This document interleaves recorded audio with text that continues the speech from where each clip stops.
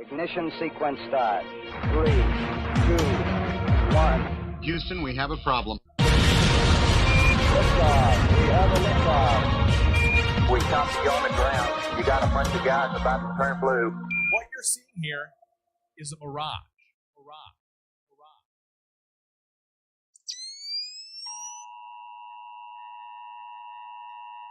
This is a test. This station is conducting a test of the emergency broadcasting system. This is only a test. Welcome. This is the Jeranism show. Yeah. Yes, sir. Yeah. This is the Speaker's Corner, where we speak truth, see truth. Speaker's Corner, yeah, they see through, we see you. Speaker's Corner, where the people get to talk, where real ideas and thoughts spark. This is all on the Speaker's Corner. 3 minutes hit the spotlight. Speaker's Corner, where 3 minutes gets your mind right. Speaker's Corner, where the people get to talk, where real ideas and thoughts spark. This is all on the Speaker's Corner.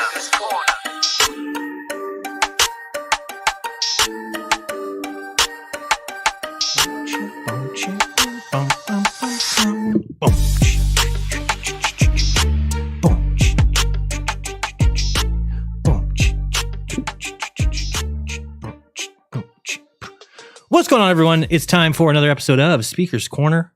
How about them apples or whatever fruit you want to input? Go ahead, input it there. Let's get on the thumbnail. We've got episode number. That is incorrect. That is incorrect. Let me fix it. Might take me just a second. Just a moment of time. Let's see if we can get it fixed. There we go. Now it's correct. It is episode number 32. 32 of Speaker's Corner. It's your turn to get up on the mic. You got 3 minutes, and you should try to impress me and impress the audience with your amazing work. Let me see if I can read this real quick. I'm reading what? Here on the web. I don't. What? Okay. Sounds good. Sorry, I had to look at Austin's talking to me. Austin is talking to me. So let's get into a few things before we get the show started. You can jump on right now if you want. You can go to, if I can find it on here. There we go. Got the fun page up. Yes. And I'm going to put up on the screen right now. Let's see here. First, we're going to see if this is working, which should be. Can we? Oh, maybe not. Oh, maybe not. Let's see. No. Why not? Why not? I never have this thing working for some reason. Huh. I don't know. Tyler is not on here. That's probably the reason. All right, we'll fix it. We will fix it. So we're going to start out with that. Putting Tyler on here. If you guys want to join me, it's fun. There we got callers already calling in. They already know what they're doing. They know what's going on. All right, let's see if that works. And it should be all the way at the top. Yeah. Good. And there we go. Go bar. There you go. You can support the channel with $Jeranism at Cash App. You can also go to buymeacoffee.com/Jeranism. Those super chats will show up on the screen. You can also go to Patreon, patreon.com/Jeranism, if you want to be a crypto person. If you want to be a crypto group class member, you may do so. Do that if you want. And then we've also got the phone number there on the screen. Should pop down there. There we go. tinyurl.com/cornerism if you want to jump on. I will turn on the phone lines, but I think we're gonna graveyard the phone lines. Well, at least until I get another method, because I'm spending way too much money on that. And I've heard other people do it. I know Karen B does it. Other people have some sort of phone number they use for the show. So I'm going to learn that. So it'll be the last night that we can use, which I do like that phone number, but I'm also spending a lot for it each month, so it's not really worth it. 1-888-698-FLAT. No use in going there yet. I will turn them on in a second because I need to deplete the money that's in there till we get to 0. 0, 0, 0. See, I almost got it. Look at, I'm almost there. Look at. 0, 0, 0, 0, it's pretty good. 0, It's pretty good. 0, 0, 0.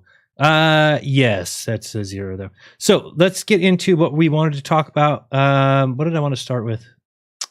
Well, one thing I do want to point out, well, I guess to do that on Saturday, but I'll point it out now because I heard, if you guys don't know what's going on with this hilarious Owen Benjamin and Made by Rim Job little fight that's going on. It's just hilarious because I've seen it a million times, right? So what's going on right now, just to let you know, is Jim Bob's attacking Owen. They're going back and forth. But Jim Bob's getting an influx of viewers. His numbers will go up to 12,000, 15,000 people watching him. And then these guys get really like, oh, this is my calling. So you just watch as his numbers fall off the shelf. Just watch. It's what happens every single time. These guys get a few viewers and they don't realize that just by putting your name, put Owen's name in your description, that you're going to get a bunch more viewers. So they're temporary. They're going away. So it's coming. But Owen woke up to it. I think that he'll even wake up further that this is not the kind of guy that Owen wants to hang around with. And they shouldn't even be comparing themselves to each other. Or Jim Bob, Rimjob, shouldn't be comparing himself to Owen.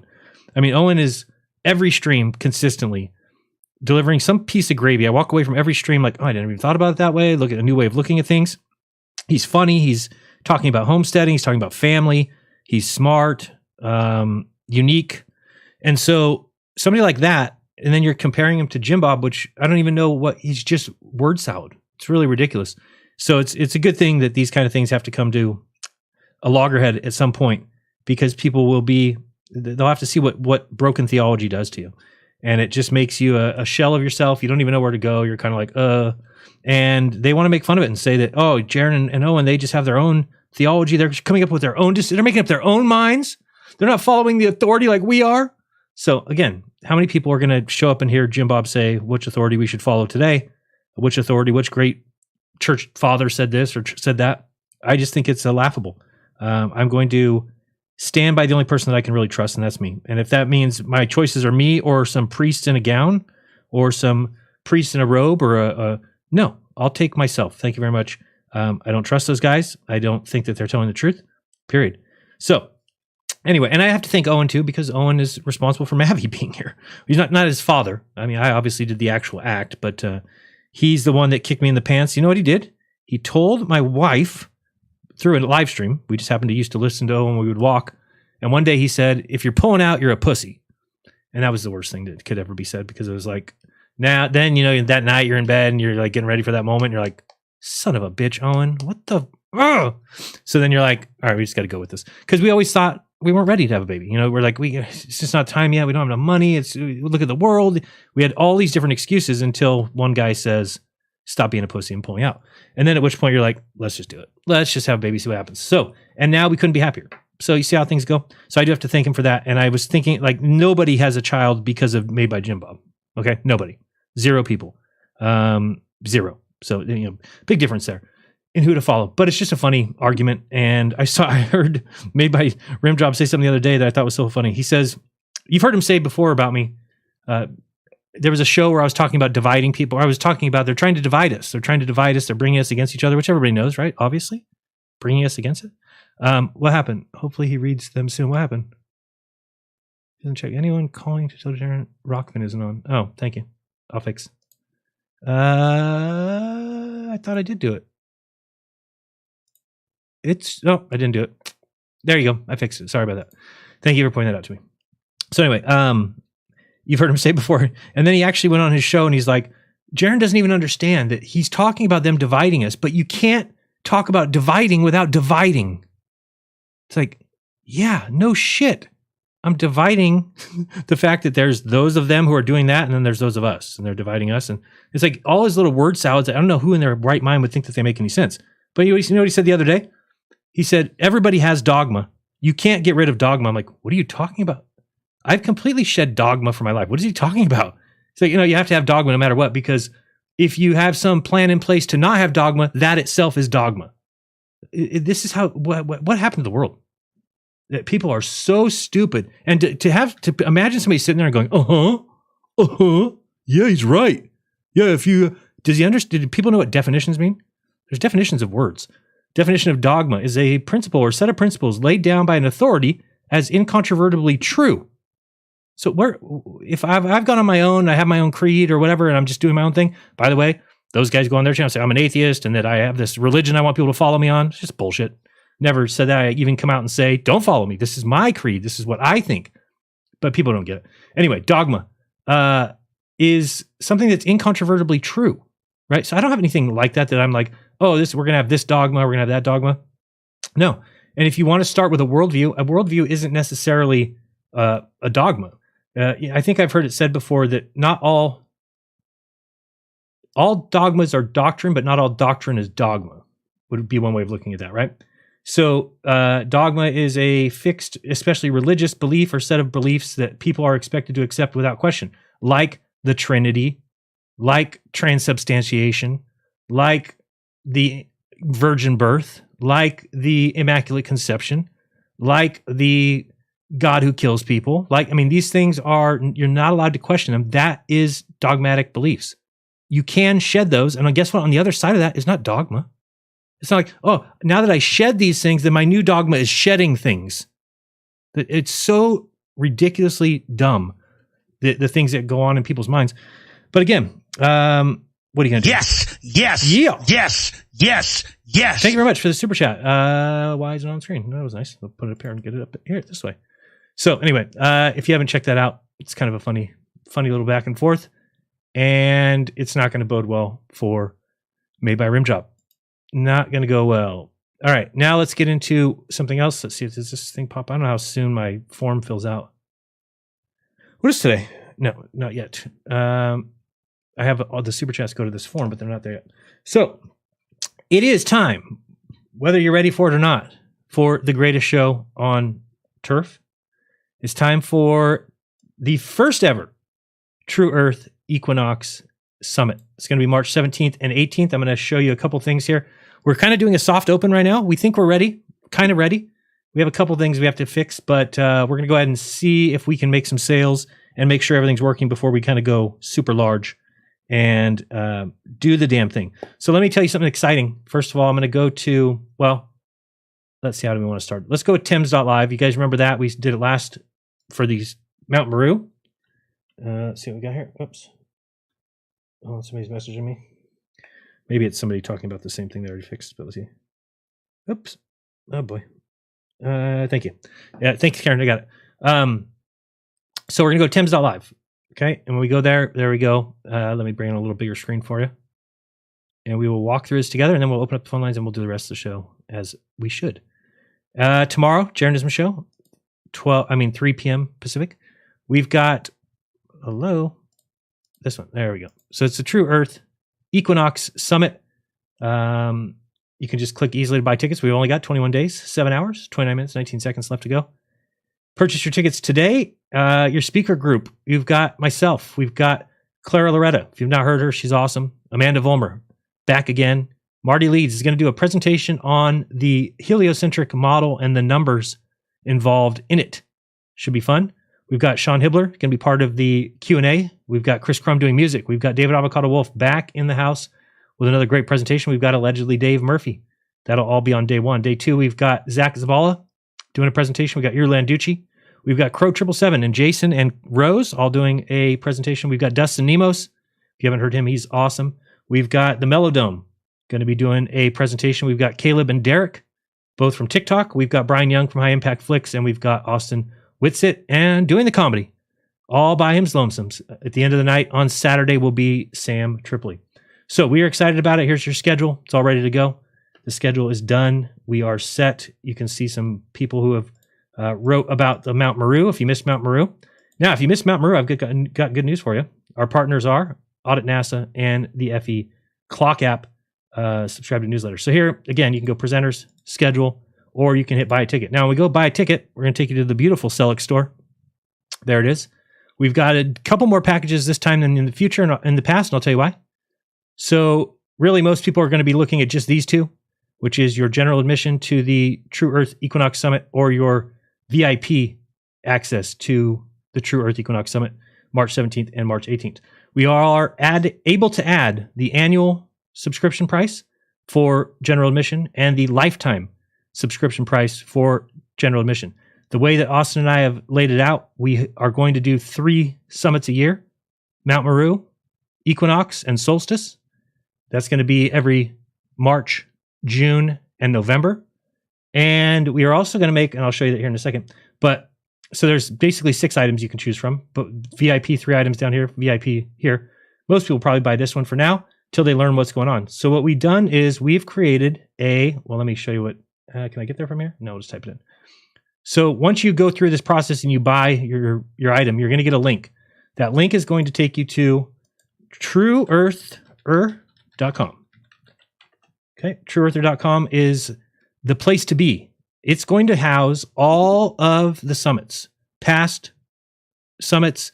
Also, Austin and I are going to be putting together little pieces of content that we would call courses. So maybe Austin's going to do a 5-minute course on the spin of the Earth, a 5-minute course on relativity, I might do a 5-minute course on circumnavigation, a 5-minute course on the personal atmospheric dome. We're going to put up those videos on this site, and then people can become members where they'll get access to all of it.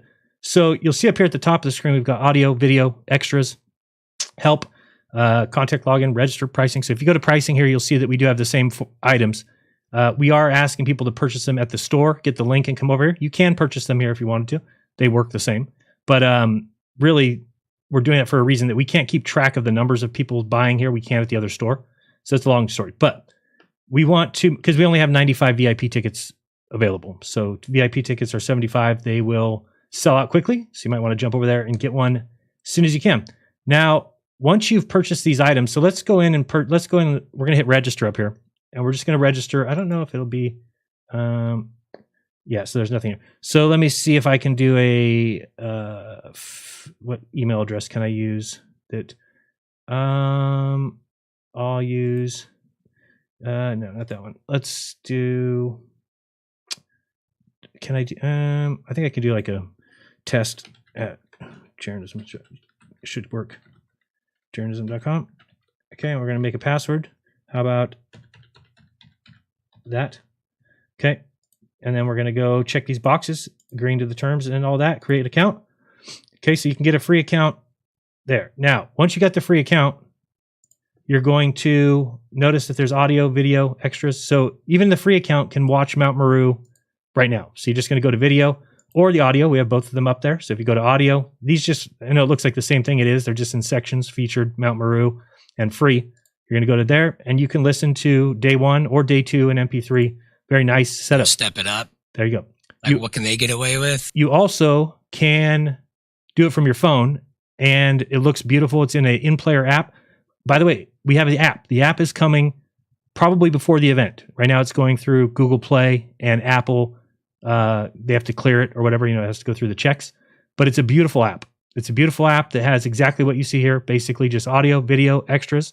So if you go to video, you're going to see that we've got featured in Mount Meru. You click that, you're into Mount Meru, and now you've got day 1 and day 2. And in the future, we're going to do it differently. We're going to have them lay it out like this so that you get a video for every speaker, right? So what we did, we didn't know we were going to do this last time. So we just have recordings of the whole thing where day 1 and day 2 are giant videos. These are like 8 hours and 9 hours. So if you missed Mount Meru, it's now free.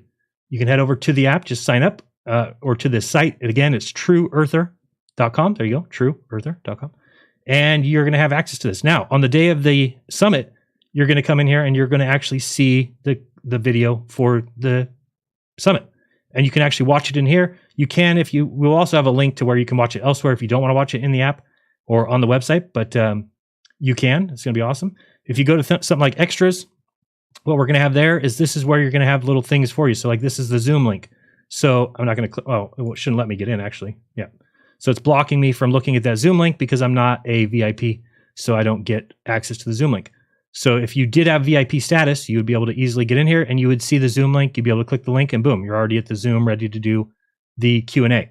So we're excited about this in and of itself, to put everything at one place, to keep adding to that repertoire of basically, and that's what you basically get. When you buy just this True Equinox VIP pass, you're getting, I'm sorry, not this one.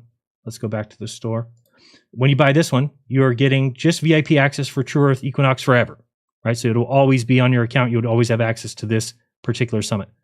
Or you'd have access to this one, general mission one. And then if you purchase these packages, well, then you get everything, which would include the courses, would include, so one thing that Austin wants to start doing, and this is why the prices here will eventually be seen to be great. So on Friday nights, some Friday nights, Austin wants to have like a debate night, which again would be on the app. We'd have like 2 or 3 debates with big name people, Robert Sungenis, maybe, people like that. And it would be something cheap, $5, $10, $20, whatever. But people who are already annual general admission or lifetime would obviously get access to any event that happens there. So really, we're hoping to build something kind of cool here to where if you are a member, you can go to any of the events and get whatever level of access that you want. So if you have questions, you can go to the store and go to FAQ, and that will give you some questions about how to get support. How will I get access to True Earth Summit as a VIP holder? How do I get my Zoom link? Where's my virtual gift bag? Where does my payment go? And if people don't know, I'll show you this real quick, that the way Austin and I have set this up is we wanted to support the creators who are doing the presentations. And we wanted to make sure that it's something that people can support them as well. So we actually pay them a speaker's fee. So everybody gets paid a speaker's fee. And then on top of that, when you go and buy a product, when you go and buy, let's say we're going to buy this Equinox product here, you'll see we've got basically a choice here. We'll go buy now. And you'll notice that we've got cryptocurrencies. You can choose from Bitcoin, Litecoin, Ether, Bitcoin Cash, Monero, Solana, Binance Coin, Tron, USDC, USDT. You can do that. You can do credit cards. You can do PayPal, which we've added this time. You can do banking from regional methods, or you can do Cash App. Lots of different options. But let's say you decide to go with credit card. Once you pick that and hit continue, you'll notice this is new. So this is telling you right now. Oh, by the way, I didn't mention Brother Sanchez also presenting. We just haven't added him to the speakers list yet. Please type in the name of the person you'd like to support with your purchase. Your options are Jaren, Austin, Dearth, Melodome, Avocado, Amanda, Crumb, Clara, SGT Report, Allegedly Dave, Marty Leeds, Hibbler, Zach Zabala, Iru, NPT, Dustin Nemos, Crow, Sam Tripley, Caleb, Karen B, Derek. I haven't not know about Karen B. I don't know if she's followed up if she's going to be selling tickets or not. Derek, High Impact Flicks, or you can hit split if you wanted. So you're just going to type in there whoever you want. Of course, you're going to type in Jaren. And that's it. And then we just need your username and we just need your name and last name. You're going to hit pay. You're going to go through the credit card processing that we don't get to see, obviously. And then at the very end, it's just going to give you a link. When you click that link, it's going to take you to here. And it basically will take you to the page of you signing up already for the item that you bought. So if you bought one of these items, it's going to basically, if you bought VIP for life, it's going to take you right to this page. Well, no, it's not, because the page has it wants your username and password, you to make one. So it's not actually, right, this is asking me for a credit card because it thinks I'm going to buy one right now. So we're excited about it. And it's nice. I mean, if you notice down here, with NWA, oh, you can't see it. Down at the bottom is an in-player MP3 app. So you can be on your phone doing other things. It will play like the little MP3s play, like a podcast, right? And so that's amazing. We're going to have audio, video. Extras will be all the little, like your goodie bag will be here. So when you show up on the day of the event, down here somewhere where it says True Equinox Summit, you're going to have here that says General Admission Goodie Bag, VIP Goodie Bag. You just click in there. There's all your goodies. So we are happy to be able to have this all in one spot now. We're kind of stoked. We have this vision of what it could be like. If you have questions, of course, you can hit the contact button and go ahead and contact us. And that's basically that as far as I know. Was there anything else I was missing about the True Earth Equinox Summit? We're hoping to get many people there. If you're a VIP, and then this is our ultimate goal. And if you're out there listening and if you have a store of some type, or you're a flat earther and you've got an online business of some type, reach out to me on Telegram, t.me/Jeranism, and offer something to the people going to the event. The hope would be that eventually, let's say, what are we charging? $50 right now. So let's say, oh, by the way, when I was talking about this, that's too much money, man. Whoever's name you put here, they get half of the proceeds of the event, right? So you're spending 50, so they get 20, basically after fees and everything. So these people actually get when you sign up, you should tell us who is the most you are in line with, or the reason that you're going, and if you can't think of one you wanted to put split, you can. We'll just split it between everybody rather than one person getting the entire 20. But it's nice to do that. A lot of people did really well last time, and it's great to be able to bring people together. It's great to be able to combine our research into one coherent package, to where somebody who works a lot, somebody who's got a lot of things going on, can look forward to this event knowing that they're getting 2 days packed full of information, basically almost 2 full days. I mean, Saturday's a little shorter, about 6 hours. You get the panel shows, you get the comedy to end it, you get some music, you get some new people each time. We'll have some new people. Get to hear Brother Sanchez this time, get to hear Clara from Spirit Vehicle, we get to hear from Dustin Nemos. So we're excited. We're excited about the event, and we hope that you are as well. And I think that that's basically it. So trailers will be coming out soon, and we hope that you can attend. And even if you can't, then you have access to it forever, right? And so we probably will leave these up. Let's say the event ends, and it will probably stay at regular price for a couple of weeks, and then we'll knock it back down to like $20 for like 6 months or something, and then eventually push it into the free category, which would be for people who just sign up. They can go and so right now you don't have to pay anything to go listen to Mount Meru. If you didn't get a chance to see Ronnie the Rat, or you didn't get a chance to see Owen Benjamin's comedy, or you didn't get a chance to see Austin's presentation, Or who did well? High Impact Flicks absolutely killed it. He did great. Peggy Hall did great. Amanda Vollmer, awesome job. Marty Leeds did great. Trying to remember off my top of my head who else did really well. David Weiss and Caleb did great. So all that stuff is available today if you head over to trueearther.com. And the store is at shop.trueearther.com. If you wanted to get your own store like this, this place is awesome. Celix is cool. You saw all those payment options. This store can be free. It's just free for you. You have to pay fees on the purchases, but it's like 5% is the max. I think it's 3 or 2% mostly. But you just mark your items up that much, right? So again, if you were selling item for $10, you're like, I'm not going to sell it there. They're charging me 5%. Okay, charge $10.50. It's not the end of the world. And you'll be fine. So down at the bottom of the site, you'll see it says here, if you want your very own free store where you can sell anything and accept, it says sell anything ends accept. Got to fix that. And accept credit cards, Cash App, crypto, bank payments, all that stuff. Then it says click here, click there. You sign up under my name. That'd be awesome. All right. So that's basically it. Let's see if these alerts are working because I was on the wrong tab. And hopefully people start signing up for that. And we hope to see you there. We had some fun last time and it's going to only get better and better. So let's see if this is working, shall we? Do we get a head knocking of Buzz Aldrin? Please. Oh, they killed him! They killed him! All right. So that is for anybody who signs up as a member. Want to be a member? Want to be a member? You just have to go to, I don't really know if there's a join button underneath the video right now, but you can go to youtube.com/Jeranism/join. That'll take you right to the join page. And for like $4.99 or something, you can join. Now, just to let you know, coming probably if this goes well, which we're liking it so far, is I'm going to do the same thing on the app with my own. So just like I just talked about, rather than go to trueearther.com, you're going to go to Jeranism and you're going to get the same exact looking app where there's the button for audio, the button for video. So then all my stuff will exist on the app. And that's coming up again when I have time to get to that. We're a little behind on everything right now. Just the way it goes. Did you get a chance to see this? Speaking of some fun, let's check out the great ending here of the greatest trivia competition of all time. We had myself. We had Zach. We had a 9-8 score going into the bottom of the ninth. From you. Let's see. I wrote a lot of questions for you for one of your trivias, and I saw what you were doing with it. Oh, no, Yeah. Give him back. Give him back. Get what you give in this world. That's how I look at it. I wanted to For get the win? Okay. For the win. For the win. Oh, shit. Watch You're out. going to be 2 ahead? Yeah, that'll be a And I'll game win by killer 2. right there. Uh-oh. Who would have won this? Who It won? would be. Okay. See if anybody can get this. For all the marbles right here. What was the year, make, and model of the car JFK was in when he was shot?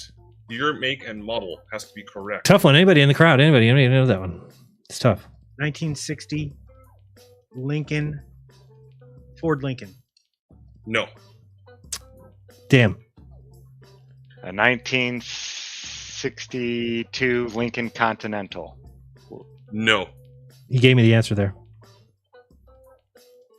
Took advantage of that. It wasn't the Continental? Wrong year. I said year, make, and model has to be correct. Go ahead, Jaren. 1961 Lincoln Continental. Bam! Winner. How about that? Yeah. I took home the bacon. I took it home. I brought it home. Thank you guys. You're welcome. Thank you. You're welcome. Brought it home for you guys. And I guess I have to go up in the championship match against Troubling Tribune. Guys, be nice to him. He's a nice guy. I know, but just be nice to him. Pretend like you hope he kind of does well. Hope he does okay, just a little bit. All right, good. All right, let's bring on our first guest. I promise I won't talk anymore the rest of the night. You've heard enough from me. Everybody's all pissed. They're spiraling, I'm sure. That's what usually happens. People can't handle their own selves. Let's go to this one, and we are ready to go. Boom. We've got our first guest up. We've got, oh boy, of course, just when my day was going great. Let me psych myself up for this one real quick. Let me make sure I got the screen up. We got, oh, she's not on camera. Doesn't matter. Let's see here. We've got left stream, and we've got this one. Yes, you guys know who it is. I know everyone's clamoring. And how come I put her name in the title yesterday or last week and she didn't show up, and then this week she does? Who knows? Who knows? Okay, the video thumbnail's off, and is this? We put that one up there. She probably couldn't hear me this whole time because I wasn't on the stream. But I want to see why this is not showing that. Framed, Rokfin, come on. Where is this? Okay, video thumbnail. Nope, that's the thumbnail. What is this? Oh, that'll work, I think. Oh yeah, because I have to close this down. All right, there we go. Let's bring in Brenda Debates. Brenda! Yeah, good afternoon. Can you hear me well? Oh, too well. Too low? Too well. Too low. Too well. Yeah, I'm going to apologize. Wow. Yes, I've made mistakes. No, okay, that's good. Hold on real quick. I just want to make sure. I haven't even started your clock. You said plural, correct? Sure. Okay, just making sure. Thank you. I get some things right and I get some things wrong. Right? So I've been corrected on some of these things. Some people know better than I do, and they corrected me. Right? So I was incorrect. But on what things? On the other hand, on what the expected second, when you lift your hands up, on what that expected height should be. Okay. Yeah. Everybody's very confused by that anyway. You know, it wasn't me lifting the light, right? I don't see how that matters. Okay, well, because they're not even smart enough to know what the hell's going on, let alone be able to comment on it. McToon, at the beginning of McToon's video, he shows the backboard with a purple blotch on it. And he's like talking about, oh, this, and it hit the weeds. And then people are in the comments like, oh, it hit the weeds. It's like, dipshits, that's a completely different experiment. It's not even the same thing. They can't even get that right. They're like, they know that a guy lifted a light up and I was with my camera. So what does that have to do with a purple splotch? Enrique, right? Enrique lifted the light up, yes. Right. And I was wrong about that. But you were correct about the 15-foot measurement, right? 17, you mean? No, 15. Was it? Or was it 17? 17 was the baseline. The baseline. Correct. Yeah, and that was the point at which you didn't see the light, right? We did not see it at 17 feet. Right. We thought we were. If the Earth was flat, you would see it, right? Yeah, we expected to. Yeah. But we didn't see it at 23 feet either. Yeah, that falsifies the flat Earth. No, I mean, again, how many did we repeat it? Did you check the coefficients? Did you check the temperature gradients? All the things that you require. Wait, hold on. Let me talk. All the things. You weren't going to talk. Oh, that's right. True. Good point. Go ahead. Yeah. So you made a prediction, right?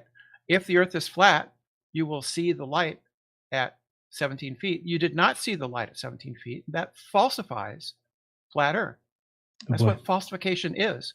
It's if P then Q, not Q, therefore not P, not flat Earth. You falsified flat Earth. Yep, that's how easy it is, guys. You just do that and it's falsified. Yep. Yes. Yeah. That's how it works. Okay, so when we go out and we say we shouldn't see X thing because it's in the distance, and then we see it, that falsifies the globe. Therefore, the Earth's flat. Okay, great. I'm glad I know. Correct about the if you were correct. Well, then how do you know I'm correct? Why does it only happen when it's disproving the globe? You guys will believe anything. You get the globe wrong. That's why, because you don't understand the globe. Who in the world can understand a spinning rock in space going 1.1 million miles per hour, and we're just told you just don't feel it because you're born here. You're born here in the detached atmosphere. You just don't feel yourself going 1.1 million miles per hour. You guys are simply incredulity. It doesn't matter what it is. It's simply retarded. It's not a logical argument. It's retarded. That's just incredulous. Oh, so a credible argument is saying we're going 1.1 million miles per hour. You just don't feel it. That's credible. Yeah. Because some men told you, because some atheists told you. That's credible. No, it's because that's what it works out to be. Sure. The fact that you can't feel it. It's the same. It's what it works out to be. Right. So some mathematics involved? Right. So the reason that flat earthers get it wrong is because they don't make the correct predictions that the globe makes. About what? They get the correct whatever. It's like we see too far is usually the argument. And they're usually wrong about that. No, we're not usually wrong. You know what it is? We don't see too far. Oh, boy. We don't see too far. You watch too much McToon and him and his Walter Bislin refraction dial. Do you realize what Walter Bislin built was something that you can take that little dial and you can move it as far as you want, and anything that's behind the curve will pop up? So imagine this. If I looked out over here and I said, oh, I could see San Francisco from here. You'd be like, Jaron, how could you see San Francisco? You live 100 miles from there. Well, I can, and let me show you. I'll go over to Walter Bisland's calculator, dial up that little bar, and guess what? It shows San Francisco pop up over the horizon. And then you guys celebrate like that means the Earth's curved. Under those conditions, under those extreme refraction conditions, you could. Yes. You know what? Here's the funny thing about it. You guys don't even realize. Flat, when can we see the furthest, Brenda? When it's really hot outside or when it's really cold outside and the air's crisp?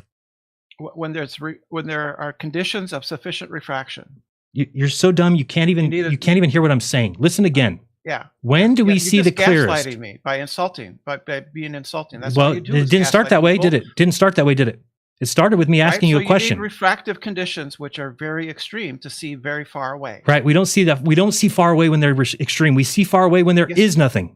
Do you understand? The best way to go see distant. When there is nothing? What do you mean there is nothing? When the air is crisp and cool on the cold day and you're looking out, that's when we see the furthest. When there's no muck in the air. But you guys call refraction when there's muck in the air. So you're like, oh, the refraction was really high, so we could see over the. If the refraction's really high, we can't see shit. Yeah, refraction doesn't have anything to do with muck in the air. Oh yeah, of course. It has to do with different temperatures of mediums. You're right. And so when there's just a cool, crisp air all the way across, that's the time to see the best. Everybody knows that. Anybody knows that. It's when there is you get extreme refraction when there are layers in the atmosphere. We don't even go out and observe. We don't even go out and observe when the weather's like that because you can't see shit. So you guys have it so backwards, but you're so in love with this religion of atheism that you can't even see the nose in front of your face. You can't see it. There's quite a McToon is a Christian. I don't care what McToon says he is. If he's a Christian, what the hell is? How could you be a Christian and believe in all these planets and stars and galaxies? What did God do? He just camped out over here in the 0.000000000000001% of the universe and made Jesus come here and stuff. Right. It doesn't make sense. It's an illogical position to take. No, it's not. So to believe in to believe in heliocentricity and be a Christian, to believe in the universe that they presented us is an illogical position to take. No, what's the contradiction? That God only cares about 0.000000001% of the universe. Christianity doesn't state that God only cares about humans. Oh, so there's other planets and stuff that just okay. Christianity could be that God has many planets. Sure, yeah. Where he cares about beings that he's created there. Pretty sure the Bible doesn't say anything about that, but go ahead. Why would it say anything to us? It's because it's supposed to tells us how the universe was created, tells us how the universe was created, tells us all that stuff. No, it doesn't. Yeah, on the first day and the Bible is not a science book. It doesn't have any science in it. Oh boy. It doesn't. I'm not going to argue. I'm not going to argue theology with somebody. Gemini is not a scientific account of the origin of the universe. I can't imagine being such a miserable human being. It's mythology. It's not science. It's mythology. Okay, so what other nonsense do you not know about now? I noticed that you're moving away from flat Earth and calling yourself True Earth, even though the True Earth is a globe. Whatever you say. And the Equinox debunks flat Earth. Again, it doesn't. You can't have an equinox. You can't have an equinox on flat Earth. We do have an equinox on the flat Earth. No, it's just impossible. So what is an equinox then? Light doesn't work that way. I said, what is an equinox then? So you're not smart enough to even know what it is, and you show up here talking shit.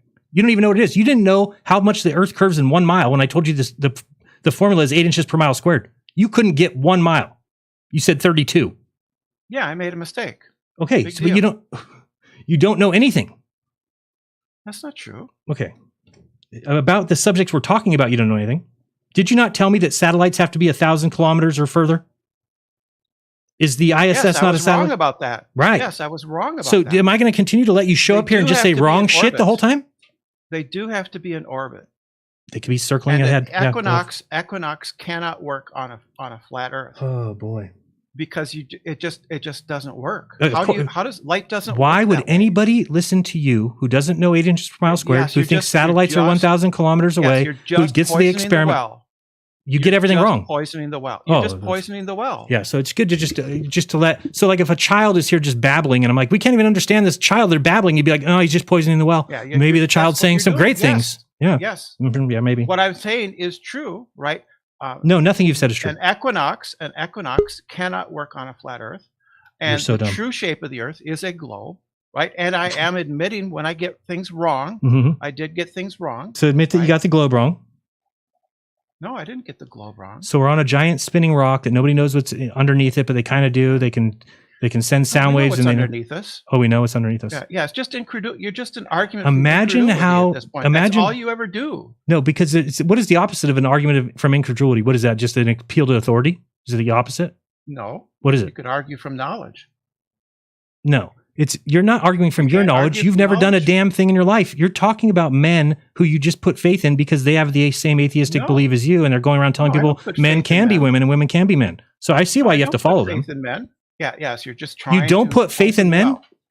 Correct. Oh my goodness gracious. Scientific truths come from facts, not from men. Oh, so the fact is that we can look through a tube of glass and we can see back in time, Brenda? That's not believing in men? What part of that is intuitive? That's the fact. That's just a fact. It's not a fact. Travels. Shut the F up. It is. It's not a fact. Okay, if light travels, how do you know how far it's coming from?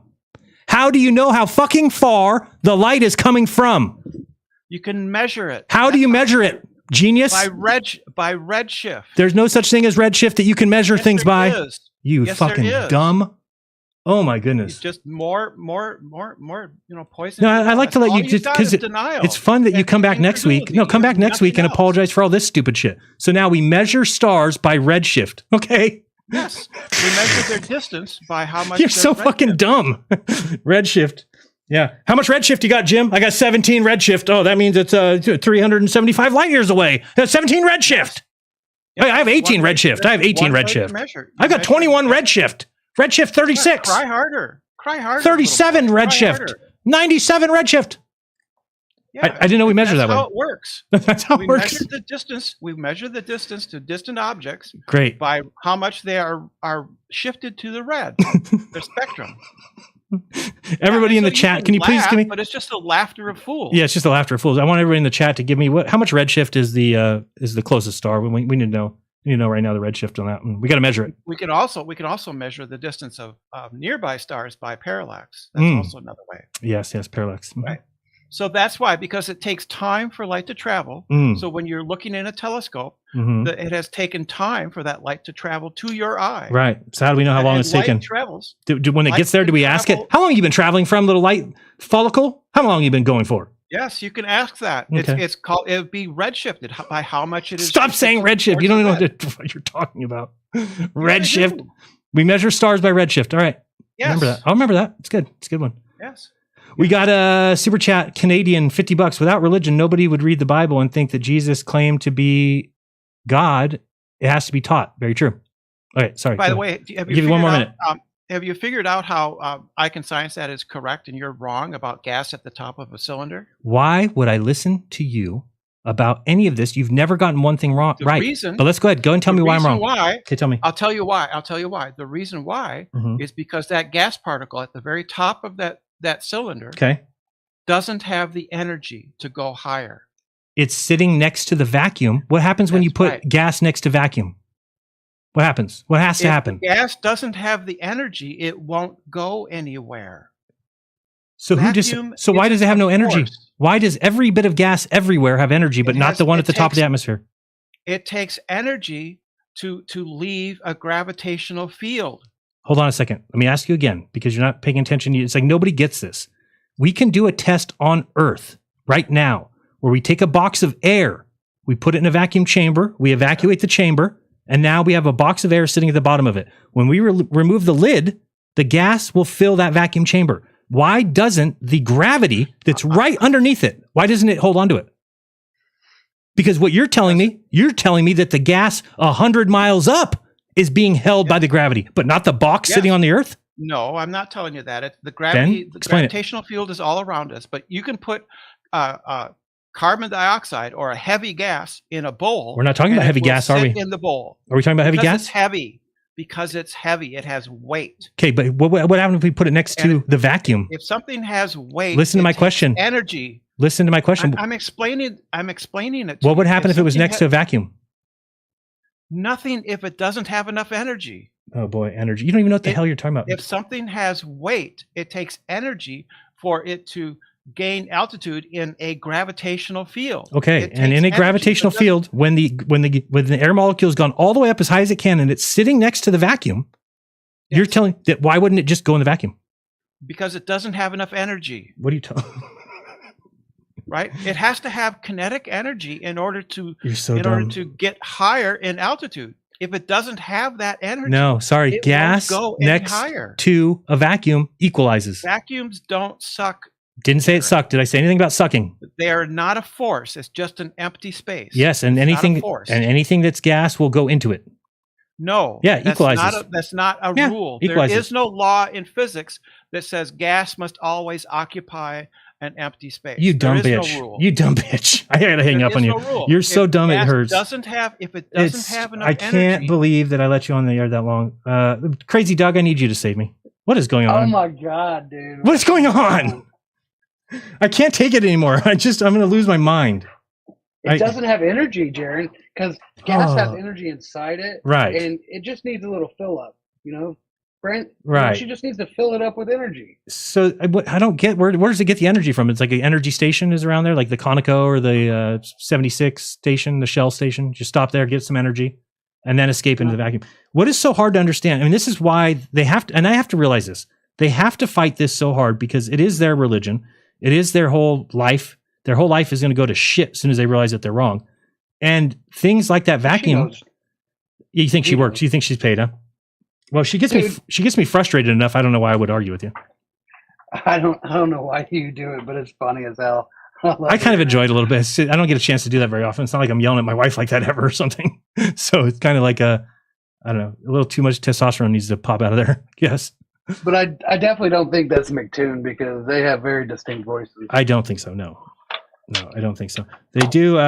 They are buddy, chummy chum. But it's embarrassing that anybody would think the things that she's saying. I mean, and how you could just go week to week, be wrong about everything, then come here and apologize for everything I was wrong about last week. But now I'm right about all this stuff. You're like, no, that's not where. And then if you say you're not right last week, you're poisoning the well. Oh shit.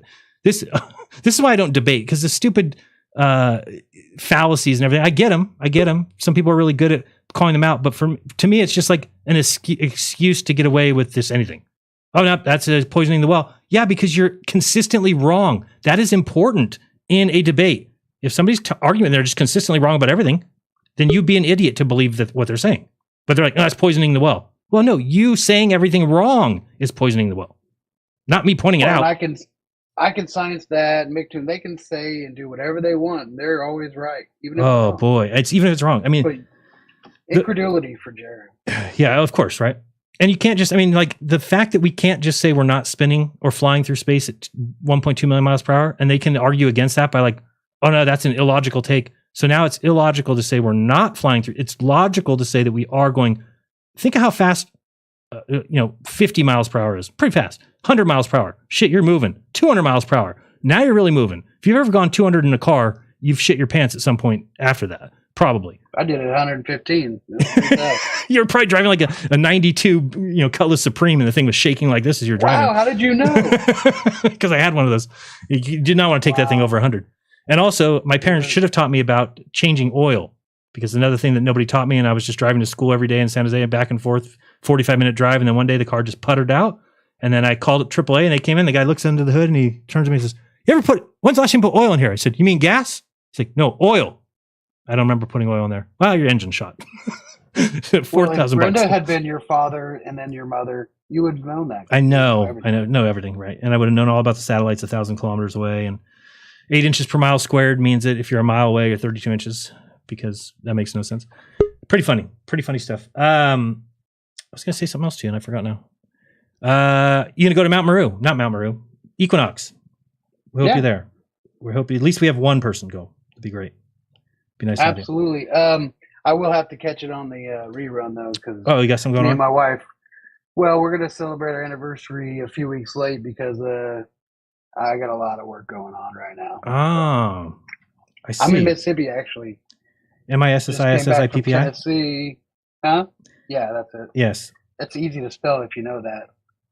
Yes. I wonder if Tennessee is the same. TENNE? No, I think it's one E. I don't know how to spell it. Anyway, I did want to talk about water. Okay, water. Go ahead. Should I start your clock? Yes. Yes, start my clock. And go. So I was thinking about this, and it's probably dumb. And, of course, I'm wrong, according to Brendan. It's Brenda. We're made of water, right? Supposedly we're 70% water. And you thought, like, everything's created from the water. The water was there before creation. Mm-hmm. So I'm just thinking about it, like, if we drink water, and then we go to sleep, is that water, like, fixing us? Or? Well, I guess, this is why, like, Walter Russell and Victor Schauberger believed in the energetic water, like doing a toroid in it, or a funnel, a spiral, a tornado, whatever. And if you think about the rice experiment, right, what you must be affecting is the water. That must be what you're actually affecting with your voice. Not and if you the look rice itself. Probably not. And then Dr. Emoto found that different structures of water happens with a slow motion camera when you freeze it, based on whether you put positive or negative energy into it. Right. And then, looking at ESP and things like that, long distance projection or intuition or things like everything might travel through the water. I mean, water is the connecting thing in the atmosphere. It's, if somebody's standing 2 football fields away from you, actually water is connecting you. So there is a way that we can probably use that. And we've just been, that's all been stolen from us. I mean, I'm pretty sure I'm getting to the bottom of it. It's like everything that is going on is simply, we've been lied to about everything. But one of those things is our absolute power. We have so much power to destroy these guys, and they know that. And that's why they have to keep us fighting. They have to keep us scared. They have to keep the coronavirus. They have to keep something going on so that you never just have a chance to sit back and go, all right, what can we really do? We could probably end this whole thing. I don't mean life. I mean, end the tyrannical governments that are shitty people because you're never going to end it by like going one by one and cleaning out, like drain the swamp. I mean, that's just all word salad, right? That's just, we're going to drain the swamp. Well, how long would it take to drain the swamp? And then the people that are going to move up into their places are just more swamp monsters. So I think the first step is get the damn fluoride out of the water, wake these people up. That needs to be done. Absolutely. Just many people are very lost and confused. And I mean, TikTok is doing it to people. Porn absolutely destroyed people. You could go through a list of things that have pretty much made it very difficult for most people. And I don't really know, like for instance, they make you send your kids to school because if you don't, then you can't have enough money to even live. So like they've made it so when I grew up, it was pretty much a one income kind of family where if the dad worked, you could afford to live. I mean, we weren't rich by any imagination, but we had dinner every night and we didn't go on vacations and things like that. But my dad was an electrician. My mom stayed home, did the books and raised us kids.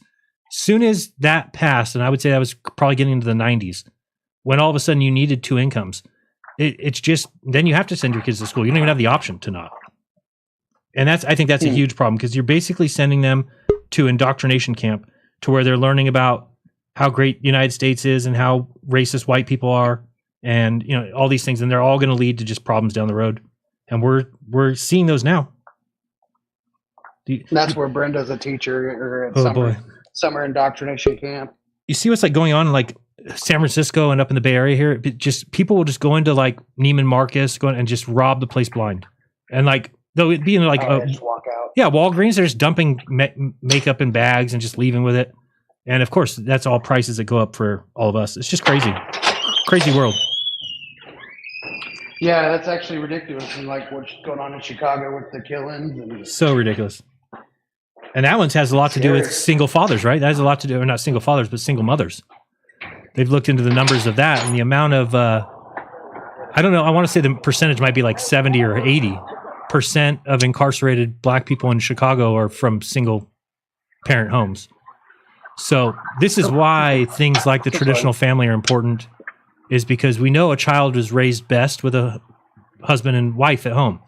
A loving father, a loving mother. The mother's loving and caring and nurturing, and the father's kind of a little asshole sometimes. He's got to lay down the law at times, but that's how it works well. And this is, but not a 2-in-1, like a man and woman. I don't think. Well, man and woman, yes, that's fine. Like a Brenda, like this is both. Oh, no, that works too. That actually works better, especially when your mom or dad just knows everything. Then you're good. I'm gonna let you get on with the show, man. All right, thanks so much. Peace out. Oh, next call should be good. Let's go. Party Poet in the house. Party Poet. Yeah, that's me, JC on the main supreme. And my man Steve Rowland. We kicking the flow. And I go a little something like that. Go ahead. Party Poet, you're on. Party Poet. Not a good start, my friend. Is the clock working? There we go. Party Poet. My mouth. Party Poet. Shit. You're on. Party Poet. Bitch. Hello. This thing says my speaker works. Okay, well, we hear you. You're on. Go ahead now. Oh, okay. Well, basically, I wanted to help out Brenda by telling her that, or Thank whatever, you. that everything works different up there. See, it doesn't matter how much you fill, how many boxes of vacuums you fill down here, Jared. Because up there, everything works completely different. Right. And on top of that, if But you ask, would you say this though, Party Poet? Let me ask you. I'm gonna stop your clock for a second just so I ask you a question. So, sure. Does it make sense though? Because I don't understand why Globers cannot get this. That if gravity at the surface of the Earth is what's pulling things down, if air next to a vacuum cannot stay there with the gravity at the surface of the Earth, then you cannot just make up a fantastical story where the gas at the top of the atmosphere next to the vacuum, it doesn't go in there because of gravity. No, you don't have to make anything up. All you have to do is invent a law that says everything is different up there. And since you've never been up there, you can't prove any other way. So the Glober should be very happy that up there, the box with a vacuum will stay a vacuum. I don't believe it, but Brenda would, you know. Whatever, man, tell her. All right, go ahead. You're back on your clock. But basically, I was going to say that if you ask a typical person or mainstream to point at heaven, they'll all point up, and that's a belief. And some guy in the CIA said, whatever you believe is going to be a lie, or he won't sleep at night. Right. So basically, William Casey. Something to think about, that every first page of every holy scripture, if you read it from a flat earth perspective, will tell you that heaven is actually down. And since they have to give you fair warning. So wait, explain to me that, because if we're talking about the Bible and it says that God separated the waters from the waters and that the birds fly in the firmament, so at what point does it say heaven is down? If you read it, it'll basically say that, if you read it from a flat earth perspective, it'll say that in the beginning there was only heaven and earth. Right. And so if you basically picture all you got is a snow globe with nothing else there, you know. So clearly your heaven, since the pizza part of it would be the earth, whatever's left is heaven. And since all the Satanists want you to point up, then clearly heaven is down. Okay.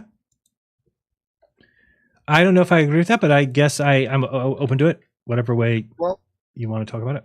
Basically, if you think about it, we've been brought up with, you know, death, taxes, and heaven's up, you know, and all three of those are a lie.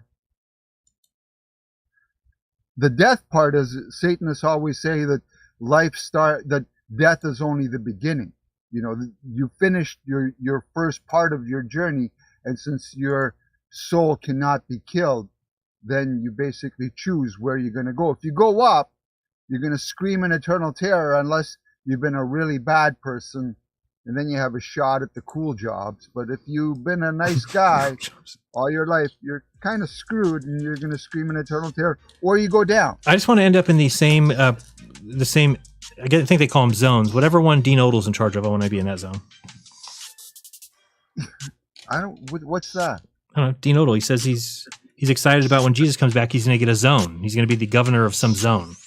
Oh. Yeah. You get zones. That's another thing all Satanists believe in, is that they're going to get a part of a universe or a whole planet all to themselves. Oh, I thought that it was Christians that really believe that. No, Satanists are really big on that because they're brought up. See, MK Ultra divides you up into multiple personalities. Yeah. all your life you've been stuck with millions of people inside your head, you'd be happy if you gave them all an entire planet. I like everything that goes on in my head, all of it, Well, a lot. With MK Ultra, someone else is in charge of the voices. Great. So It sounds like that my voice. part kinda- yeah. So what's going on here? How are things going on your end? Fantastic. There's good. We're busy with the next summit and getting that ready to go and getting everybody squared away, and we're excited about it. And we got that new website and the new app, and so a lot going on that will tell us a lot. We said at the beginning of this year, 2023 would tell us a lot by the end of the year. I would say we're moving pretty good pace right now. Yeah, I just basically hope that I can explain about the free credit cards before the next election and push it in the completely different direction. And you're That's going all. to be getting one by then, yeah? Well, I'm hoping by July. I found out that they screwed up my mail. I was supposed to have something by the beginning of January, How but dare they. that messed up, so I had to make a new address and send something else. I'm getting screwed on ID. Once I get my ID, I can go get credit cards. And then the credit cards become free, and I'm hoping that if I show you a free credit card, you'll go, hey, this is worth taking a look at. I found out that they... So I guess this is the same thing as when you said that nobody goes. Do you see that there's a problem with saying that people can fill out a form and then only go to jail for murder? Look at it this way. You still get processed in jail Okay. for whatever crime you committed. They just give you a promise to appear because they can't keep you in jail because they don't make any money off of you. And in court, they're most likely to throw your case out because they can't make any money off you. Okay. That's but the person who's doing all that stuff, if you explain to him, hey buddy, you're worth $300 million, you don't have to go and rob someone, take 6 months out of your life and set yourself up, yada yada yada. Unless you don't have ID, then it takes a bit longer, like me. But as far as like locking up your trust account, then afterwards the police cannot write you tickets. The police cannot take you to jail because that costs money and you're not paying. You're not a paying customer anymore. No. So plus on top of that, every crime is considered a commercial property except murder. That's the only one. So you can just laugh at him. You can like turn this up on the radio and just go like, oh, I lost it. Sorry, I had something ready to play and it went away. I was going to do it, but I see, or is it right here? No, I don't know where I'm at. Right. Sorry. What the hell? That's how too much. Hey, there's a man. super chat. Awesome. I don't know where my sound thing is. All right, it's not working. Gotta fix it. And on top of that, if you want to listen to a really cool song that I've been hearing lately, it's called This Song Will Bring Out the Fight in You. Oh, did you send it to me? Somebody sent it to me. Oh, I didn't send it to you. Okay, so maybe I didn't think you did anything of mine. Can I close the show with that? Yeah. Okay. It's a great opener and closer. It's really good. All right. And on top of Let that, me let you go. another thing, Oh. if you listen to the song Yellow Submarine, every single line has to do with either mud floods or flat earth. I just saw Sacred Knowledge just jump up and down in his chair down there at the bottom of the screen. He just went so wild for you. He's very happy. He's doing the Arsenio Hall down there right now. Yeah, if Sacred Knowledge could explain, what happens, since there's a limited amount of souls, and now we got way more stuff to stuff souls into, how does it happen that God is souls infinitely didn't run out? divisible. Yeah, just ask Sacred Knowledge that. Will do. Because he's bigger on this. All right, your clock's about to run out. 3, 2, 1. Have fun. It's fun. We got Brian Leakey, the FE Test Master. Thank you very much, Brian, for being here. I enjoyed your latest video, clowning all these losers. Yep, thank you, man. Flat Earth Test. You have tons of content with Brenda for days. Yeah, Sorry. man. I know you do get a lot of videos, Jerry. I know you get a lot. You're not coming through real clear. Okay. You're kind of breaking up. How about now? A little better. Damn, I knew in a decent spot. Let me see if this helps. Sometimes we have to do this and see if it helps. Okay, try now. Okay, mic check, mic check. Yeah, it worked. See? Thank you very much, Brock Lesnar. Go ahead. Okay, yeah, I try not to send, I try to keep it on point, and I know you get a lot of stuff sent to you. I was going to say, like, Brenda, she's been around a long time, and I have a few clips of her, showing her ass and everything. And, I've heard her, but if you get her mad, like, she comes out, like, you hear the testosterone in her voice changes. She gets deep. She's like, "We're gonna have a talk, you son of a bitch." I think she was talking to what's his name, like that, Bobby Thompson, right? You're gonna go to jail. You talk about like to a whole other level, like that. Man. Yeah. She took it to a whole other level, man. She cursed Ranty out. I was gonna ask if you would, if I could concede my time and play that short Brenda video. It was about. Did you send it to me on Telegram, right? Yeah, I did, but it's about 5 or 6 videos back. It's the one with the screen looks like the old Ranty Platter screen. Let me see here. Could I do that? Yeah, I'll look for it. Let me see here. I forgot if you're under. Yeah, you're under Brian, right? Yeah. So about 5 or 6 back, it's the one that looks like the old. I see a cat. Yeah, I see Ranty's on the screen. Okay. So you want to listen to that one? It's how long? Let's see here. We've got 4 minutes. Listen to the whole thing. Yeah. Might as well. Is that okay? Sure. Sounds good. Yield the rest of your time. Appreciate it, Brian. Flatter test, everybody. Check them out. That's the point is more subscribers. That I checked your claim. You said to look at a minute and 23 and at 23 seconds, and the cloud formations are different.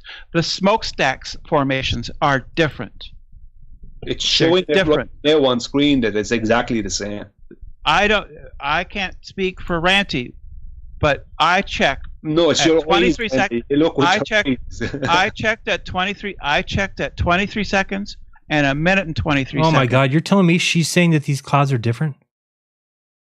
I mean, it's embarrassing that this human being. You're right. Now I realize that they are paid. There's no way you could go in and tell anybody that these clouds are on 2 separate days. They are the identical clouds. And even if they're off by a tiny, tiny bit, it's because you're not able to freeze it at the right frame. That's all. If it's 1 frame off, then every time you pause it, it's going to be like, well, this one's got, see this little pattern here? You can see these little patterns here and this little dot. Well, it's kind of, this is a little higher dot. It's like, it's identical. It's the same thing. But look over here, Jaron, there's a really dark blue line right here, but there's not over here. And the cloud formations are different. Oh, boy. And the smokestacks are different. Goodness gracious. Well, you're different. welcome to go off and show all the differences. Sure. Come back onto Ranty's and disprove it. Yeah. Do that. I can see it right in front of me. What? I mean, imagine how just out of it you are. Brandon, Jesus, this is ridiculous. Look. This is a toe tag for the ages, this one. Right. They're different. I don't know what more we can say. They're different. Like on this. They could be more similar. They're exact twins of each other. I don't know what to say to you. Well, they're different. They're not. They're slightly different. I'm looking at it on my other screen right now, and I'm flicking back and forth between 23 seconds and a minute and 23. And they are different. Oh, wow. It's amazing how that works. I don't know what else to say. It's just like, this is epic because the very thing you came in to argue has been debunked in front of your eyes and you're denying it. It hasn't been. It has been. It couldn't be any more debunked. I checked it myself and it's different. Show us different. I can't screen share on Skype. You know that. I can screen share on Skype. I'll make it different.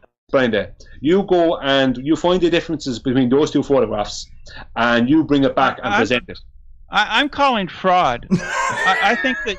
I'm Ranty on this video. No, just a minute. Let me talk, please. Ranty, yes. You have faked those screenshots. Oh, God. Okay. Yes. I checked. He's handy, but he's not that good. I have checked, and I'm convinced that you are a liar, and you have faked those screenshots. Mm-hmm. Well, and I can prove it. And I think I can prove it. Okay, if you can prove it, Scatty. Fire away.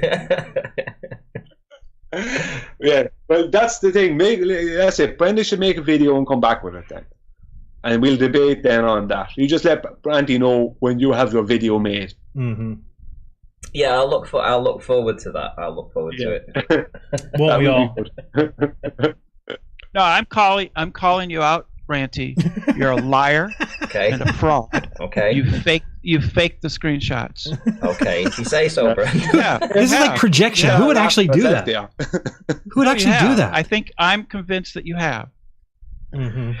Okay, well, remember, Brenda, anyone can download this video and get those exact screenshots. Well, hang on, wait a minute. Just a minute. That's the point. If I fake them, I'm going to do, and it's going to show that you're a liar. So if I fake them, is that because you're looking at these images and you agree that they are identical? Right.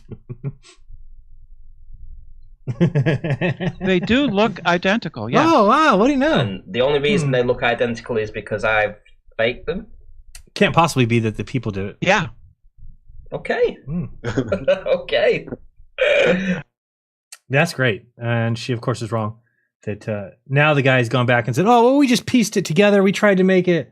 We thought that it was a good idea if we connected. We wanted to prove that the Earth does do what we say it does, and so we went down there. And rather than just let the time lapse go and then show you guys, what we did is we said, well, what we should do though is we should adjust it. We should connect the ending of this one with the beginning of the other one, because we're trying to prove something, and that's what you do is you just fake it, right? The best way to prove it is just fake it and then add some mysteriousness to it. I mean, come on. It's the same thing with the Foucault's pendulum. People believe in the cookie crumbs. They love the cookie crumbs. Laying around the house, they go around saying, look, Santa certainly was here. Look at all the cookie crumbs. That's what the globe Earth is. It's little cookie crumbs left out everywhere, like, oh, the sun sets at 270 west, and it only can do that, but it's only on a globe that you can do that with an Equinox. And then you got Brenda coming in here just with her size 12 feet, just boom, boom, boom. She comes in here just making nonsense saying, oh, the Equinox proves the Earth's a globe. Well, of course, to you guys, you think that my hit piece movie proved the globe. So it doesn't shock me that you think everything proves the globe. Trannies proves the globe. What the hell? That's not too much money, man. Lulu saying too much money proves the globe. Everything is globe proof. We couldn't live if it wasn't for this globe proof everywhere. But of course, if anybody's haven't seen this video, just bring it up real quick. We have this liar. It's the middle of summer. It's the middle of summer, and the time is 12 o'clock midnight, and look, the sun's out. And, It's just after 12 o'clock. It's 12 o'clock midnight. Oh, midnight. So then he walks away. Now look at this mountain over here. Just point this out. Got a nice mountain with no snow on it. He walks away. So you're assuming that wouldn't the time lapse start immediately after, not like the following season or something? But now it's covered in snow. That was real quick. Same mountain, ladies and gentlemen. Same mountain that was just a second ago here. You can see no snow. Here's this little mountain here in the back. And then just a second later, now we've got the same mountain in the back, but now it's covered in snow. Way to go. It's 12 o'clock midnight. Well, what time is it now? You're telling me between 12 o'clock midnight and 1 a.m. this is what happened? The whole entire mountain got covered in snow? Doubt it. I doubt it. And what we do is if you just pause right when that cloud comes up over there, I always pause it about there. You see this little notch? There's a little notch here. Watch that notch. Watch that. Oops. There was a notch up top. We're just going to go through it again. It goes all the way around. And then you're like, oh, I guess it is proven. But then these jackasses say, oh, well, we spliced the pictures together. We wanted the ending to be the same as the beginning. Well, that makes sense. Makes sense. Because when you get around here, you're like, well, let's see what happens. Just when you're ready to turn it off, and all of a sudden you get the same exact notch that there just was. Oops, I missed it. Try to get it. Let's try again. I got missed again. Go a little further. Go. There it is. So it's the same exact formations. I don't know if I can ever find it. Let's see if we can get it. It's about right. That's the most thing let me do. Yeah, about there. So you can see that that's the same. Let's see if we can go one back from here. It would be about there. Nope. Can you get one more? Play. No. So you get that little notch. And anyway, it is clearly, without a doubt, unless you're just a Dumbo, that clearly messing around is afoot. Let's put it that way. Okay? And it's not cool because it's just so easy if it's just real and just go really do it. Just really prove it. Just really do it. There you go. There's back and forth. You see that one? And then we got this one. Okay, watch this. That's a little further back. But anyway, you get the point. It is the same thing. It is a faked video. Is there a comment saying that? It's not weird. Not weird. No. All right. Anyway, let's go back to the phone lines, shall we? We shall. Agree with you on this one. Let's go. Let's do it.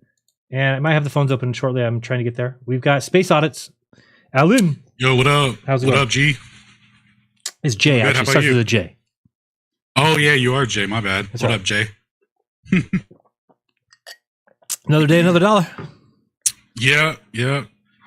So I just think it's really... Oh, sorry, go ahead. I was just saying, I wonder if we've sold any Equinox tickets. I have not looked yet. Well, an equinox is impossible on a flat Earth. Of course it according is. To, of course, yes. What's his name? According to, it's just that dude's a trip, dog. He was like... It's impossible. They're so fixated on the hit piece movie of like 17 and 23. But like, as Brian Leakey pointed out earlier in a video he put out today, where the geodetic surveyors measure an extra 7 million on the radius of the Earth or whatever, and they just discount it. They just chalk it up to refraction and shit. But you definitely proved it. It's wild to see that. It was pretty wild. It's funny. Toon made a video the other day where he went through like the top 3 Flurf mistakes or something. And number one is like he was just spelling it out exactly what they do. He's like, number one, only believing the experiments that you do and not what anybody else does, and demanding extremely impossible standard of evidence. And it's like, oh God, you're just projecting. Yeah, it's like when we realize we've been lied to and we start demanding hard evidence. They're like, "Well, that's impossible, bud. Where do you get off making these demands?" We just know. Like, we just know because we measure the distance in what did you say? Feet. No, something else stupid. Oh yeah, sorry. Redshift. We measure in Redshift. Oh yeah, well, dude, actually, I was talking to someone about Redshift. He's a professor of astronomy. It's gone. They were wrong about it. Somewhere in Virginia.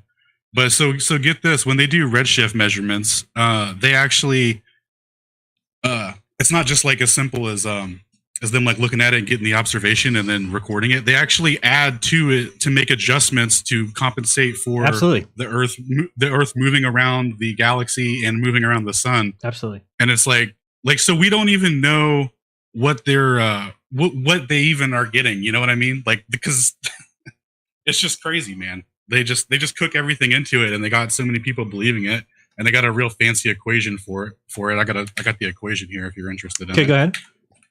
It's I linked it in chat. It's lambda observer minus lambda at rest, and then divided by lambda at rest and the square root of that. Got me. And then the rest, yeah, right. And then the rest part of that is just from the Schwarzschild metric, where they that's how they get their predictions for what the shift and stuff should be. But yeah, they literally just cook in stuff to fix the books, and even still, the Redshift is a problem for them. Mm-hmm.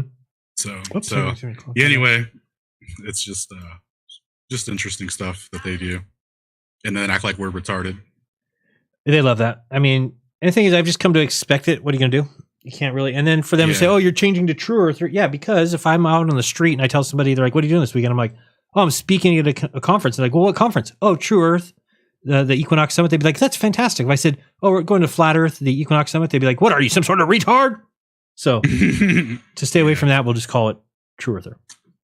Yeah, I have a link here to share with you, to share some other people's work and some of my own. That presentation I was talking about a couple of weeks ago on here, I ended up finishing it. So if anyone's interested in going over the history of general relativity and how it, superseded Newtonian mechanics and the whole story behind that, and the experiments that they use to basically lie to everyone and say that these prove X about relativity. I go through all those and debunk them. Pretty much, it's a pretty big body bag to relativity, and I've got some arguments in there that I haven't seen anyone else put out. So there's some good stuff in there, and it's I think it's pretty educational. Like, I even have maybe we could, if you reach out to us and say, maybe you could, have you ever made videos? Could you make little short tutorials, little courses on it? Yeah, I was thinking about doing that because the information is like super good. So yeah, just it's a matter of getting it out there, because an hour, it's almost a 2-hour presentation, and I know ain't nobody got time for 2 hours. So, but Yeah, anyway, I linked it in the StreamYard chat. It's a pastebin link, and there's 2 other links included on there. Okay. One's to a woman. She has a playlist called Ken Wheeler's Magnetism or whatever. Wait, I clicked the first one. Oh, I see right here. Understanding Wheeler's Magnetism. Yeah. Okay. Yeah, so she has a playlist on understanding, Ken Wheeler's thoughts on magnetism. So when you watch a Ken Wheeler video and he hits you with a bunch of stuff that sounds like word salad. Yeah, she actually breaks it down. I'm only 3 videos in, but it's pretty. I mean, there's clearly something there. And then this guy I came across, I haven't seen him around or anything like mentioned in other flat Earth videos, but his name is It's BS. He has a bunch of debunking. Oh yeah, I think I have seen videos. Yeah, he's got some awesome videos that go over like paradoxes within the math used, like for what's the one they use, F equals MA? H times M or something like that. Now there's like a different one that they use for something to E equals MC squared. Something. No. Yeah, basically. Oh yeah, garbage. Yeah, but yeah, he goes over a bunch of that, and it's just real interesting stuff. It's pretty clear. He's a pretty good teacher. Okay. You can buy him a hat for a birthday present. He'll love it. Yeah. Yeah. All right, I forgot to start your clock. SpaceX Jaren hat?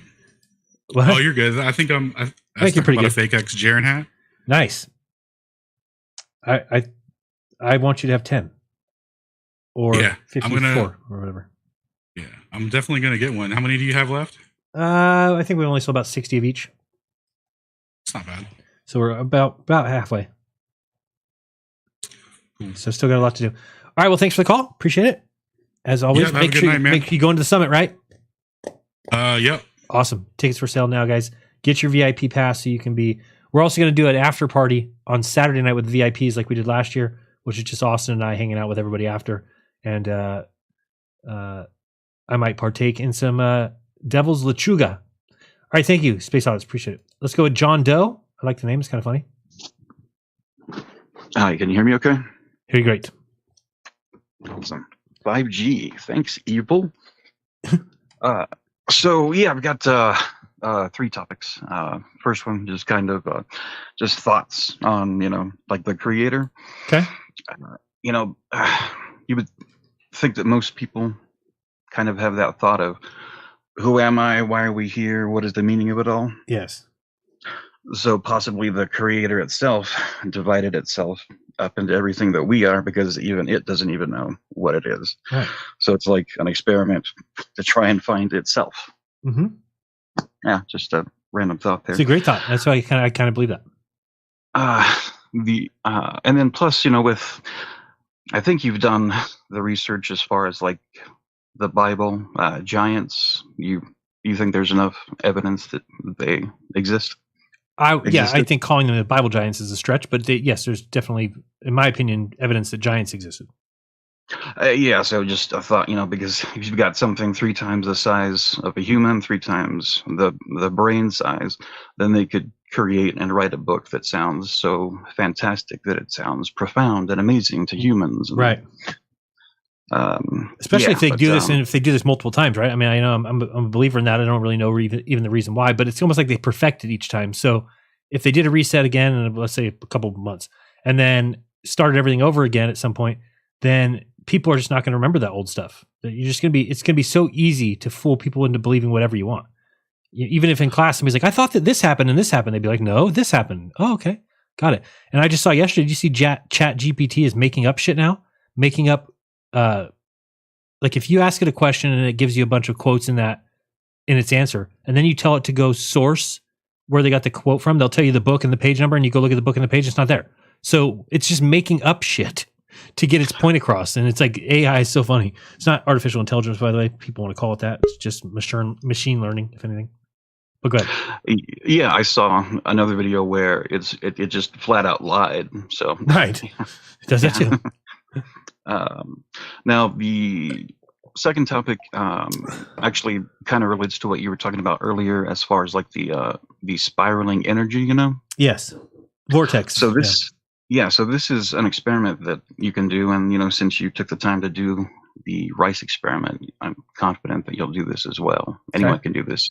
It's really easy, but this may be proof of this energy maybe related to ether. I don't know, but maybe Witsit would be interested in this as well. And this might be part of the reason, at least, why there's so many pyramids everywhere. So if you, well, first of all, you know how if you like wring out a towel, you twist it, and if you have enough force, it'll just kind of like bundle up, right? Yep. So if you take like straws or like a really light wood and build a little pyramid, whatever size you want. Okay. And take a sewing thread, attach it to the top at the apex, and then like hang it in a closet. And what I did, I hung it in a closet and I put towels and tape all around the door to make sure, there's no air, nothing that's affecting this. All right. And what happens is you leave it overnight or as long as you want, and it will constantly spin in a counterclockwise motion. In the north. Yeah, and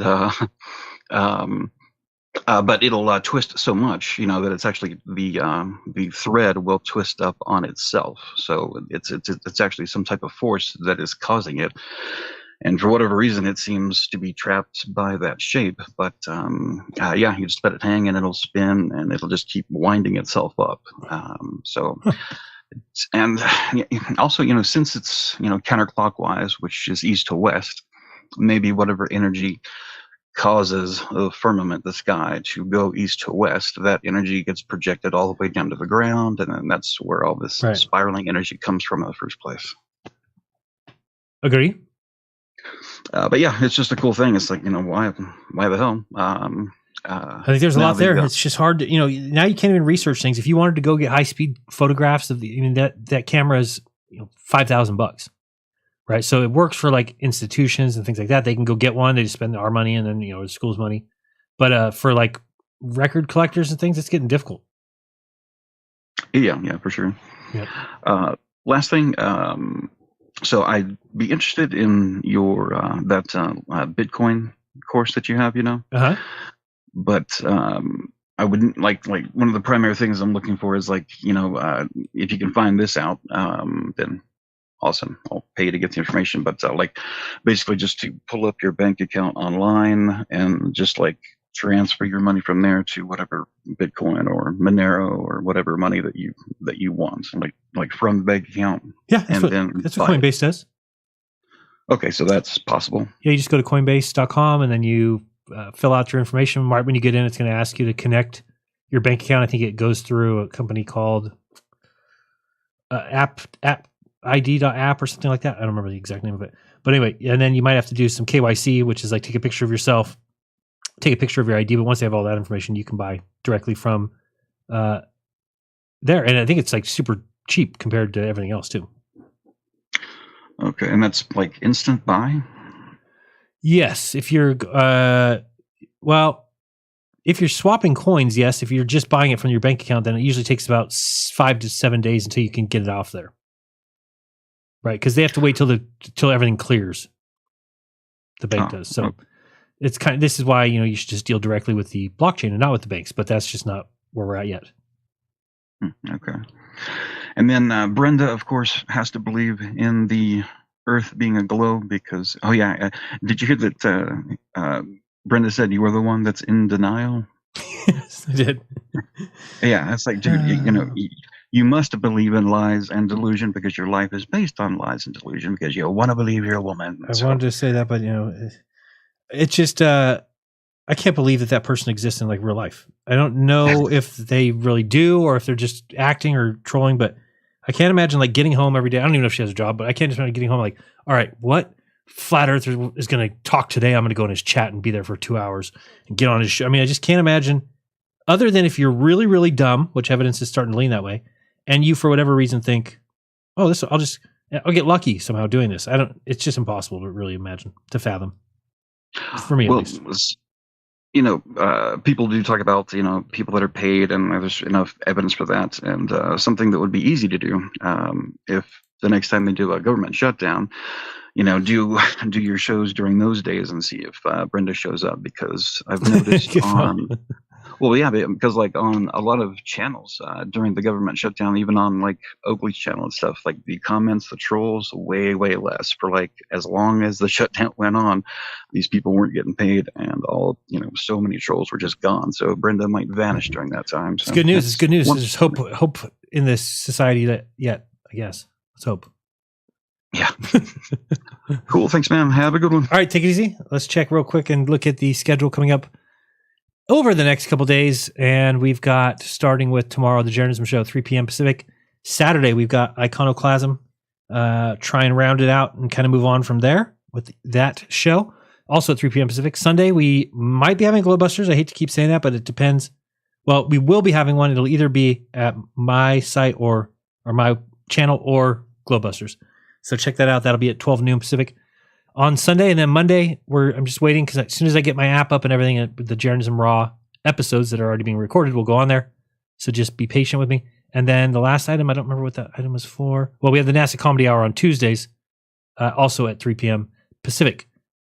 Is that it? I can't read what I wrote on this board. What was I going to say that? I can't even read my own writing. Nope. That's going to be it. So we'll get rid of that one. Let's go with Sacred Knowledge. Oopsie. Accidentally hit mute. There you are. Check 1 2. Sacred Knowledge in the house. Word up. Hello? Word up. Word up. Can you hear me? Yes. Hello? Yes. Jared? Yes. What up? Can you hear me? Okay. Can you hear me? Yes. I can't hear you. Okay. Turn on your speakers. What's going on? Same old day. You were there a second ago. I'm still What here. happened? Did you go into your sound options and change it to the right mic? Fuck. Hello? Oh, I guess I'm talking to nobody. Turn the You can't hear me or what? I can hear you. You just can't hear me. Where'd you go? Oh boy. I'm gonna start your clock. You've got 3 I can't minutes. hear you at all. I could hear you a second ago. Man, I lost you. Let me see. Sorry. Am I muted? No, I'm not muted. Do you hear me now? Go back to how you were. I haven't changed anything. I could hear you a second ago. I haven't changed anything. Cut out. So go to your sound settings and see what playback is on versus microphone. Right click the little sound icon on the lower right hand side. Join meeting? What do I gotta do? No, click the little sound icon. You right click it and then there's options. You're in the show. What? Yeah, you can still do it when I'm in the show. I'm running a live stream and I'm still doing it. Click the little speaker icon. It says open sound settings, open volume. Hit open volume mixer. What do I gotta do? No, click the little sound icon. You right click it and then there's options. You're in the show. What? Okay, I can't leave that. Sorry. We'll come back to you. Senseless, what's up? Welcome to the show. How you going, mate? How's it going? Yeah, good. Awesome. So funny, man, hearing you with the Redshift. That's fucking classic. Well, I mean, This is a test. how dumb can somebody be? This station is conducting a test of the emergency broadcasting system. Sorry, This is this is supposed to only a stop, test. but it's not stopping. What's the matter? I don't know. It started over for some reason. Okay, go ahead. You're good now. This is the Jeranism show. Oh, I thought it was going to keep going. I was like, what? It's done. It's spent its while. All good? Oh, good. Go ahead. I'm going to start your 3 minutes. Ahora. Está bien. I was just saying how funny it was you explaining the Redshift there to our mate Brenda. Oh, boy. Dumbo. That was classic. It made me think. I've got a video that I did just for a bit of comedy. I was wondering if you could play it. I can. I'm just looking at Dave S. in the chat. Dave, I was watching Brother Sanchez the other day, and I did see Liam show up in the chat, and I could totally tell it was him, and he was like, but he was being racist. Is that what the part you heard? Where he's basically saying he hates black people? It's a good place to go say that, Brother Sanchez show. Good place there, Liam. Very smart. Okay, what were you saying? Go ahead. Yeah, if you could go to YouTube, go to my channel, Senseless. Okay. If you can find it, there's one on there. It's a lotto draw that I kind of narrate. It's a bit of comedy, it's just for a bit of a laugh. Senseless, you said is the name of the channel? Yeah. Duplicate here. I used to have heaps of videos on there about Boston bombing and all the fake shootings and that. But How I took dare them all you. down because I got striked. The Humanity. Yeah. Okay, so I typed in senseless, but I don't see a channel. I'll have to go put that in the search. Filters, channel name, channel. All right, now you're the one with the cracked up. There's only 3 videos on there. The one with the crackhead is the logo. Or Skeletor? Skeletor? Is your logo Skeletor? No, I don't think so. Oh, yeah, no, that's Ned Kelly. That's an Australian. But also senseless, icon. right? Yeah. So what's your logo look like? A little toaster? Nah, it's a picture of a tattoo, actually. Picture of a tattoo. I don't see anything. That's it. Senseless. The name of the site is just SENSELESS. Yeah. Yep. So now it's like listing all the speakers at our event and stuff like that, but I don't see anything. I don't know. Can't find it. Senseless. Wait, you said it's. What is it supposed to be again? You said it's a what? The logo's what? It's a picture. It's a picture of a tattoo. It's Picture of a tattoo. You wouldn't know the bloke. It's Ned Kelly. Okay, I don't know. I don't know the bloke. I don't even know what a bloke is. But I know don't. what he does these days. I don't see anything that I can click on in there. But I'll ask Rose to give me something. She always helps out. Ah, cool. Anything else for me? Nah, mate. I just wanted to. Yeah, I just remember. Can you? You can't get the link. You can't get the link and then send it to me in the chat here. I don't know. I'm not real good with that. Well, go to your channel. Go to your channel. Open up a video, and then just grab the URL from the URL bar, and then send it to me in the chat. Just put it in the chat. All right, no worries, man. I'll do that. Okay, and then I'll play it if you do it. You can do it right now? Yeah, I'll do it now. Yep. Okay, I'll wait for you. All right, cheers, buddy. All right, later. Let's see if there's anybody else there. There is not. We are free. Let me go check the phone lines real quick. We have a couple. Oh, wait. I think I couldn't do the phone lines because it says I need to buy the number. Click here to buy a number. But it's host screener default line, guest default line. That's not for people listening. Okay. Guest line only, host line only. Calling guest, host line calls. So I guess my only option is to do this one for, how much is it? $8 and then 13. It's even worth doing it. I think if I keep money on here, it's just stuck. Do you want to try it? No, I don't know how to get back to that phone number either. Yeah, I've only got $13 left, and it says it cost me $9 a month for, well, but these other ones are free. No, that's guests calling though. That's not for radio listeners. Huh. Are you back yet? No. It does not appear so. So tomorrow will be a good show. I look forward to it. Got a couple things to cover. And we're also going to get into a little bit of manifesting. In fact, who wants a homework assignment? I do. I said, who wants a homework assignment? And then the crowd went crazy. Like, yes, I want one. Kind of, sort of.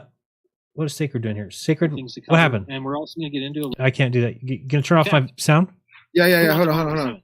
Just 1 second. I said, who Sorry. wants I just got back. assignment? Can you hear me? Yes, we hear you. Over here. Sorry. Let me stop this. Because my computer was all backed up. I had to restart Right. it. It had to be backed up. Yeah. I had to restart it. How's it going? Can you hear me? I hear you great. All right. Let me ask you a question. Can you hear this? What the? Hold on. You can't hear that, huh? I can hear it. Can you hear it now? Yep. It's a nice beat. It doesn't sound too loud? It does sound a little. It sounded a little bassy at the top. Okay, maybe turn it down a little bit. Let me. Can I do a little something for you? Real fast? Shred. All right, cool. Maybe let's see. Go right ahead. Hopefully you can hear it all right. We hear it. The sound. This one's called Fee. Fee? Fee. Yeah, I just went to LA and recorded it yesterday. Okay. Check it out. Pyramids, erect shit like penises. You have no idea how clean this is. Finish the op with Englishes. Second language, think it was? The way I expanded diminishes. Your verse, the first being torture.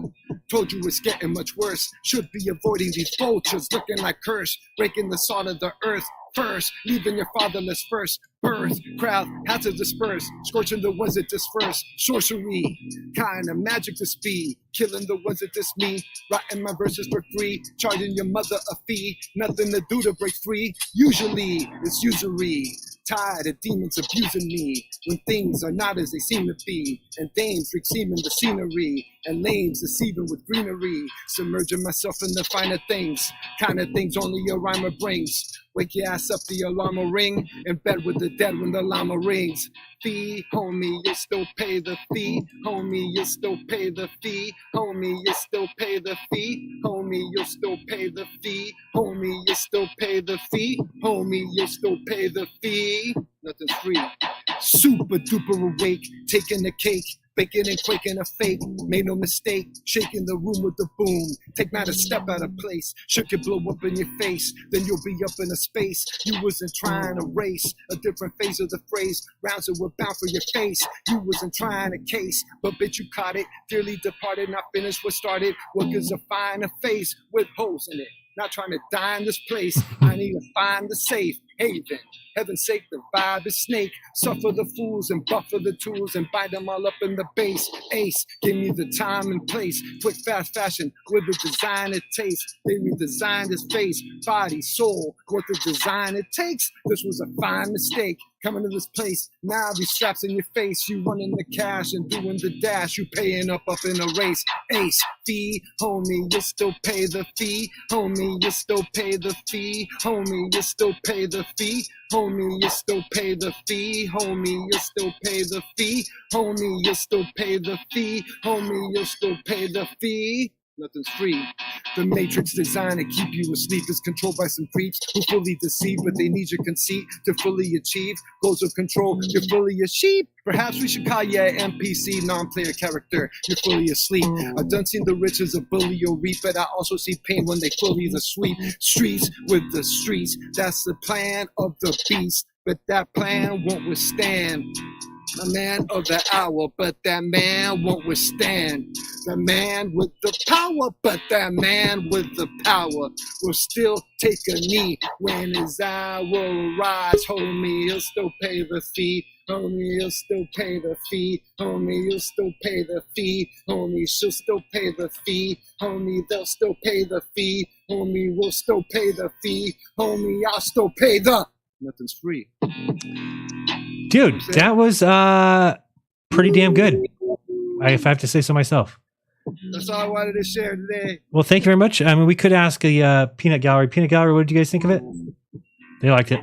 That's all that matters. Thank you. Do you just sit down and write that yourself? You just let that beat play over and over again? You just sit there and write lyrics to it? I love doing that. This is weird. Like, I don't feel that I write it. Like, after I write it, I don't know where it came from really. You know, because it kind of comes to me kind of weird sometimes. Right. So I like channel it, I feel. Well, awesome. Be careful who you're channeling with. That's all I got to say, you know. Well, I've been an artist all my life, so I already know the process. But yeah, sometimes it just comes to you naturally. So yeah, I could say I sit down and write a bit. It's weird. The creative process is amazing sometimes. I don't know how it works, but it's a trip. Thank you very much. Later. All right. Let's go to the next one. No good. David Henry is in the house. What's up? Hey, what's going on? Whoa, you got mic problems. Oh, okay. Maybe plug back in or something. Or something. Okay. And that was, for the record, that was the best Sacred Knowledge has ever sounded on the show. The best rapping. Even versus some of his music videos. I thought that was better. How's that? It's still a little crackly. Maybe you could go a little down on the volumes. On the VOLs. VOLs. Okay. It might be a little better. Now you can go ahead. In the meantime, we'll listen to this pilot real quick. Hi. How long have you been flying for? Like for Delta, 21 years, but maybe like 30 something. I want to know, because they say the pilots know a lot. Do you think the Earth is flat or no? I know it's flat. You know it's flat? How long have you been flying for, you said? He knows. For 30 years. And when you tell people that, do they think you're like crazy or no? Only one person. Only one person? Yeah, you're recording it. All right, you back? Are you ready, Mr. I'm back. Henry? How's that? Where is the microphone? That's right in front of me. It's on a Logic. No, it's very crackly. You sure you're plugged in correct? It's not a loose cable or anything. Wiggle it a little bit. No, I don't. How's that? No, when you talk, you're just getting a crackling. And I heard that people. Let me see. Is it unbearable, chat? Please tell me, chat. Is it unbearable? Let's see here. Smoke less crack. How dare you? I think it's smoke more crack is what you're supposed to do. That's how I've lived my life. I don't know. God bless him. Thank you very much for that. Now it's over. Please stop. So I think they're talking about sacred knowledge, but I'm not really sure. It's still crackling. Somebody says crackling, stop, crackling, stop. Face diaper. No, it's too bad. Okay, so it's too bad. All right, so it's Everything you say is like really crackly in my ear, and I think that they get a little bit more of a hurtful sound than that. I'll come back to you if you can try and just rerun the chords real quick. We got Theo Kirkley in the house. Theo Kirkley. Yes, how's it going, Jaron? Fantastic. Yourself? I'm okay. Hey, I wanted to ask you more about God. Have you ever heard of God? You know who that is? I have heard of him, yes. He's kind of a mythical figure people talked about. Yes, they do a lot of things about God. Yeah. You want to hear my real assessment? Here's my real assessment on God. Really, if you think about it, is that my whole time I looked at Christianity like, oh man, what a broken mess this is. It's like it's become a mess. And I think even some Christians would agree, yeah, today the Bible's been changed. It's a mess now. Okay, great. So then I looked at, so I said, okay, here's Christians. They're kind of a mess. Their book's kind of a mess. And then I looked at God, and the only thing I've ever been told about God came from that book. And then I read the book and I was like, oh my God, he's a mess. And then I said, wait a second, hold on. We've got not very smart people that are mucking up everything. And then there's a God in the book, but I have to realize that the people who wrote about him are the same people I just called ridiculous. So isn't it more likely that the group of human beings here on earth got God wrong? That's more likely to me than there's a group of human beings here that are terribly wrong about some stuff, but then they were right about God and him being an asshole. That to me just doesn't make any sense. It's like, no. And I hate to bring up quotes from the Bible, but God is not the author of confusion. And the book is nothing but confusion. I had to listen to a debate this week from two people and they're talking about whether or not slavery was moral in the Bible. And it was embarrassing that Christians actually show up and they try to rationalize slavery. Yeah. Why can't we just say like, oh yeah, that part of the Bible probably shouldn't be in there, or it's probably not penned by God. Maybe that was added later. No, because the presuppositional dogma is that it's written by God, that it just can't be false. So therefore, well, slaves sometimes were needed. Well, you want to be a slave sometimes if you had nothing at all and your kids all died and you're going to go lay in the gutter. Like, I think I'd rather be in the gutter than to be somebody's slave, but that's just me. Anyway, go ahead. I talked for too long. Yeah, I heard someone say, what's worse than death? Well, maybe slavery is worse than death. Or knowing all things, knowing the future is worse than death. But that's just me. We'd last like a week. Have you ever seen the movie Groundhog's Day? Yeah. Right. Bill Murray was not very happy after a couple days, right? But we're told God knows all things and knows the ending of everything. You're like, then why? What is he doing? Imagine how miserable it would be if you knew every word I was going to say right now. You would already know it, so it's already happened. And then you know what's going to happen in 2 minutes and 3 minutes and 5 minutes and 10 minutes. You would just go kill yourself, which you already knew you were going to do. Yeah. Listen, to be honest, that's probably my biggest problem. Like, I guess, like the idea that there's no God, like if someone said, hey, listen, Theo, you got a second? Come over here. Come over here. Listen, man, yes. There's no, I'm sorry to have to tell you this, but I actually know there's no God, man. I'd just be wrecked. I'd be devastated. I have lived life without God, and it just, I don't like it personally. I don't go for it. But the second, I don't know what's worse, but I guess a close second or tying, or I don't know if the other one wins, is God knows everything and he knows what's going to happen to me. And he also knew that I was going to suffer as much as I did in my life. And now I'm not saying I don't get the trophy for suffering. There's people that suffer a lot more than I have. But me too. The suffering that I have suffered, I personally didn't enjoy. You know, some people are masochists, right? I'm not here I'm not here to like say, hey, you can't be a masochist and you can't enjoy pain, you stupid person. Right. Go ahead. Do it. Whatever's good for you, as long as it's with consenting adults. Go ahead. I'm not going to rain on their self-inflicted pain parade, but personally, I don't care for suffering. That's just me. So, if God knew that there's so many things about that are just wrong. I mean, why would he continue on with the experiment once he knew Adam and Eve would fall?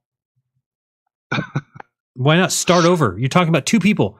If God would have, like, we say stuff about him flooding the earth and getting rid of everybody, but it's like if he just flooded the first two, it was like, well, you guys don't understand, they messed up and everybody would have been subjected to all this nonsense. We'd be like, okay, makes sense. But what doesn't make sense is when you let all those people grow up, then you have Satan down there messing with them, he corrupts them, and then you flood the world and you're like, oh, I forgot about Satan. The one person I probably should have flooded is the one who got away. So, I mean, that's just questionable things to me. And again, the reason that it's questionable and the reason that these things happen is that's what happens when men write books about God. They're going to be short-sighted. They're not going to make a lot of sense. They describe God as having human tendencies. He passes by you like a friend does. You know, you could see his backside. You cannot see the backside of God. It's the dumbest thing I've ever seen. And it's in the book. And we're like, oh, yeah, God has a backside now, I guess, because the book says so. It's like there's no, just time after time, he's jealous. He's vindictive. You can't be a God and be jealous. It doesn't make sense. You wouldn't have jealousy. You wouldn't have a need for worship, or else you're not a God. You're just a guy. And, you know, we have to kill people by flooding them. So God wouldn't have to kill people by flooding them. He could just wish them out of existence. But we're told the story that God flooded the earth, even though that's babies and grandmothers and grandfathers. And I mean, they're just running for their lives up hills and having the worst. I can't imagine a worse death than drowning. Well, listen, I'm out of time, but I want to quote the whole time, a close personal friend, Fox Mulder, and he said, "The truth is out there."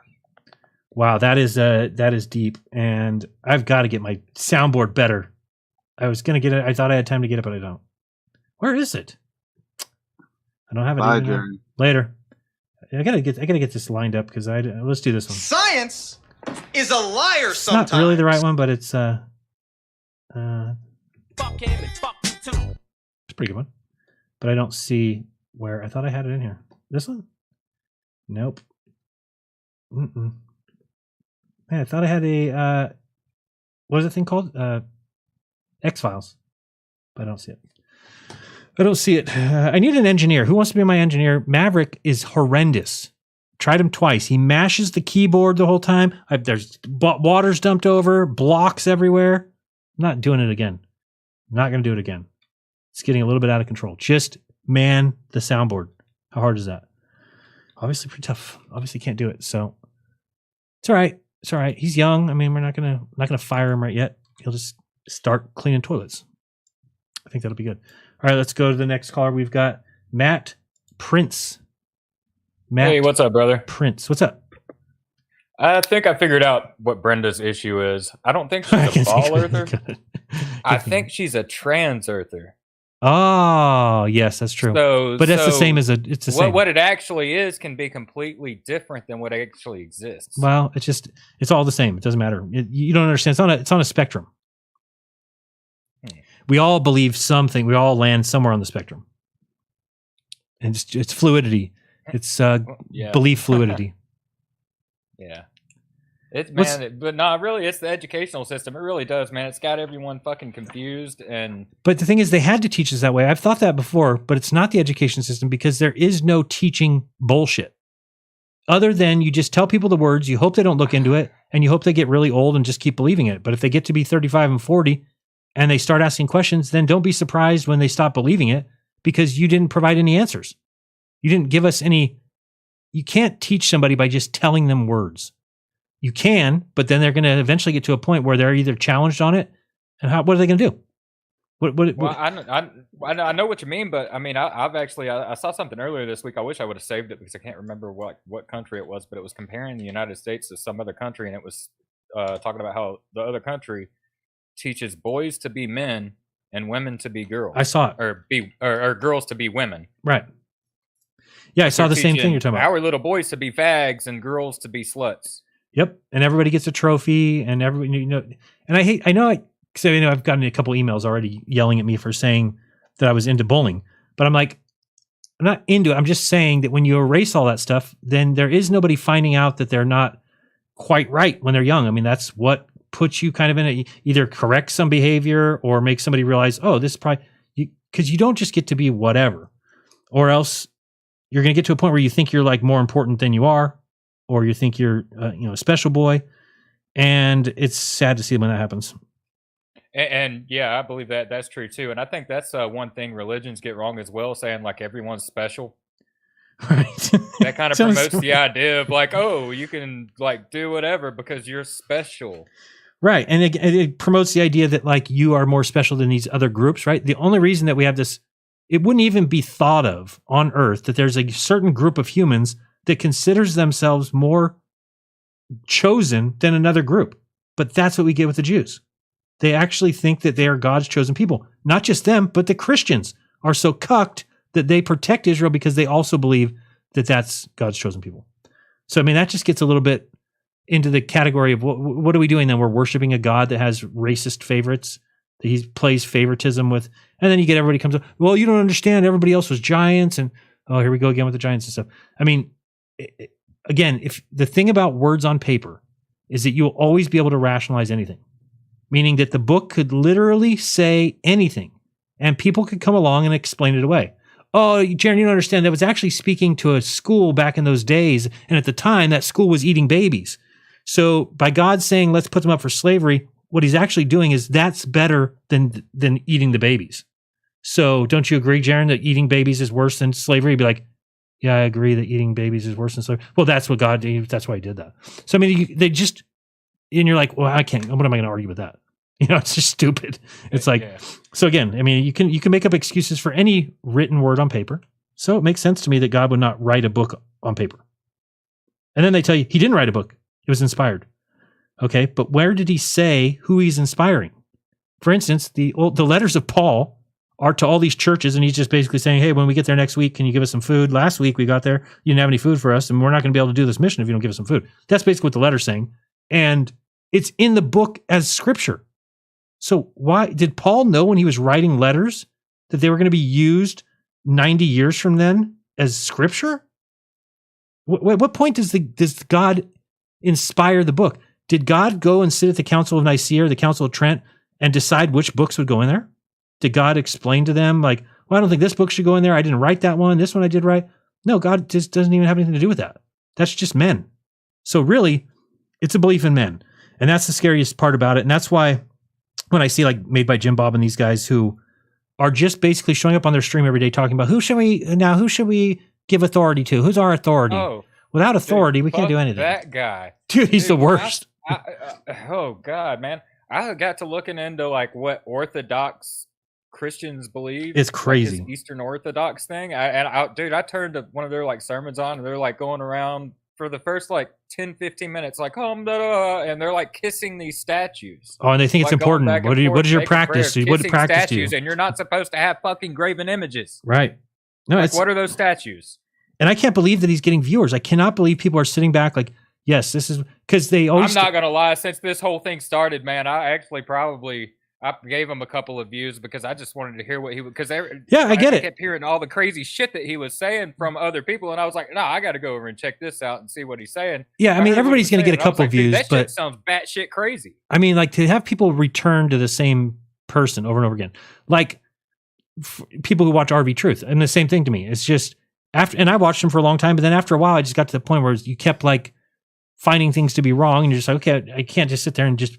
You know, he still is on the Alex Stein's mom is not dead, and neither is Rob Skiba and these kind of things. But it's like after a certain amount of times, I just can't do it anymore. With Made by Jim Bob, it's the same thing. You go and you listen, you're like, okay, where's this guy going? Because sometimes I just look for people that are like saying, hey, we should be good to each other. We should be, kind to each other, and we should help each other when we're in need. And we really could bring. So I'm always looking for that kind of person because they don't exist. It's either these science types that are atheists who think they're morally correct and they just, or there's these religious types that actually fall into this weird demonic state where they just call other people names and say everything is Satanism and everything's Satan worship, if it's anything. So it's just, I don't even know where you go from there. How do you get out of that rut to where, because not everything is satanic, and stop giving them so much power. And me personally, if you're living your life the correct way and you're living like, you know, the correct moral path, you know, I don't see how you're going to go to hell, but you know, someone who's killed 15 people that confesses at the last day, I don't see how you're going to fucking go to hell and they're going to be accepted. Yeah, me neither. I mean, there's just, and I hope nobody truly believes I that. don't even believe in a physical hell. Like I think no, I don't think so, and I don't think Christianity should either. But this is the problem: is that and then when you go after Christianity, people say like, you don't understand Christianity. You're going after the watered down current version, not the original. You're like, okay, yes, I have the Bible here written in English that's from 100 years ago, so I get it. But you're right. If I don't want to worship a God who cares more about you saying yes, Jesus was my son. Even me reading the current version of the Bible that's out there, I don't get the preachings that the Christians are preaching when I read the Bible, like especially I'm not really a big fan of Paul or anything like that, but like just Jesus's message, like I get that. I get it. Yeah, sure. And there's nothing wrong with that, right? And it's okay to say, "Oh, I believe in the words of Jesus." And like, but do you accept him as your personal Lord and Savior? It's like, well, no, not really. No. I don't. So I mean, I don't. Again, it just makes no sense to me. There would be a creator, and then you'd be like, what I care about is when I send my son to be sacrificed for whatever reason that would be. Because again, you're putting things on God, like he needs to sacrifice his own son in order to speak to me. He needs an intercessor because I'm so terrible, even though I've never killed anybody, never raped anybody, never stole anything. So I'm so terrible that God needed to send his son to die so that I could pray to his son to get to, I mean, you're just limiting God so much. What do you mean? Why would God doesn't need an intercessor at all. So to me, it seems like there's definitely deception. I don't know where to draw the line and say this isn't and this is. Some people feel like they do know that. They're like, oh yeah, the Bible's been, tampered with. Austin's one of those. Bible's been tampered with, but I like these parts. It's like, okay, me too, but I just don't go as far as to start saying, again, I have questions. Too many questions about those things. The oldest manuscript we have, and I don't remember what we looked it up. What was it? 1,000? So I just want people to understand that if you're a Christian, just recognize that you're reading books that are the oldest we can go back is AD 1000. So that means there was 1,000 years before that literally anything could happen. Literally. Anything could happen. But I think my time's up, and no, it's only not been 3 minutes yet. I'm just kidding. It's been 3 minutes. All right. Thank you very much. Brother, Appreciate it. have a good night. We're gonna go these last two, and then we're gonna skedaddle. I got more work to do to get the store up. I hope we've made one sale at least. David Henry, welcome back. Hey, how's this now? No. No? What microphone do you have? Well, I'm using the Logic webcam. I mean, it tested okay on your testing before I went to the studio. No, it's really crackly. Let me see if I can fix it over here. Let me see if there's edit mic settings, automatically adjust volume, echo cancellation. I'm just going to turn those both off, see how it sounds. Okay, go ahead now. Testing 1, 2. No, not going to work. Next week. Come back next week. Right, we'll do it. All right. Sorry, guys. I apologize. Impulsive Zams, welcome to the show. This is the artist behind the tremendous opening of the song. I mean, of the show. Yes, sir. What's up, bro? I haven't seen you in a while. How you been? Better, man. I just is that a yin yang shirt? Nah, it's just I couldn't see it. The treatment center I was at. Oh, okay. But I just finished my treatment. Congratulations. Yeah, bro. I feel so much better. Clean as a whistle? Hell yeah. Nice. I feel like take a live test right now so we can. I'm just kidding. After that. But what I want to say is some crazy stuff that I've been seeing out here, and it's kind of sad. I've been coming down to Florida for now 10 years, Sarasota, Siesta Key, and I've never seen anything like I've seen like now. Like today, I went to the beach and I seen thousands. I'm telling you, thousands of fish just dead, bro, like in the water, like, and then they're washing up to the shore, and it's like everywhere, and then. Like a lot of every single day we see a lot on the shore of what beach? Where? Siesta Key. There's all of Sarasota Bay, all of the Gulf of Mexico over here. Like a lot of the fish are just showing up dead. like right on the shoreline. Thousands of them. Like, it's crazy. And I took a video today, and people are just walking around the fish as if there's no fish dead. Like, it's crazy. Like, people don't care. It's like, yo, how are you just swimming in this water? Like, I didn't even want to swim in the water. Like, something's obviously killing these fish. Yeah, it's crazy. And, I don't think animals are as good. I'm impressed by humans' bodies, how much we're able to cycle through things. Even like drugs, alcohol. I don't know if you were watching the show when I had this guy write me an email that basically said, I was wrong about alcohol. The alcohol isn't bad for you. He's like, I've been drinking every day for the last 35 years and I'm fine and this and that. I'm like, okay, but you're not, we'll see how long you live. Like, people don't understand. Like, bad for you. You should see the people that. And your body just learns to like process things. Like, there's people who drink so much alcohol that if I drink as much as they do in a day, I'd die. That's just the way it goes. My body wouldn't even be ready for that. I have a friend who drinks so much and he has an issue. He's been to the program and stuff. His liver is twice the size of a normal person's liver. Like, it's terrible. Right. It's really bad. Like, you can die from that. From your liver failure. It's common. But I do think they're out there always trying to like kill us with something or trying to, and I think it does make us sick long run, but like they're killing off the food supply. Right. That's what I was going to say. He said that's easier to get at than us. Yeah, it's sickening. It's honestly sickening. Nobody says anything. They just. I haven't seen anything like that. I'll have to look into that. So all in Florida, the beaches, there's fish just washing up.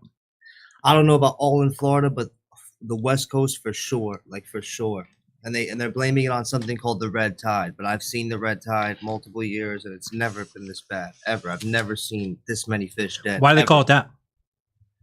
They say that there's something called the red tide, which is like some algae that grows in the water. They say that it kills fish.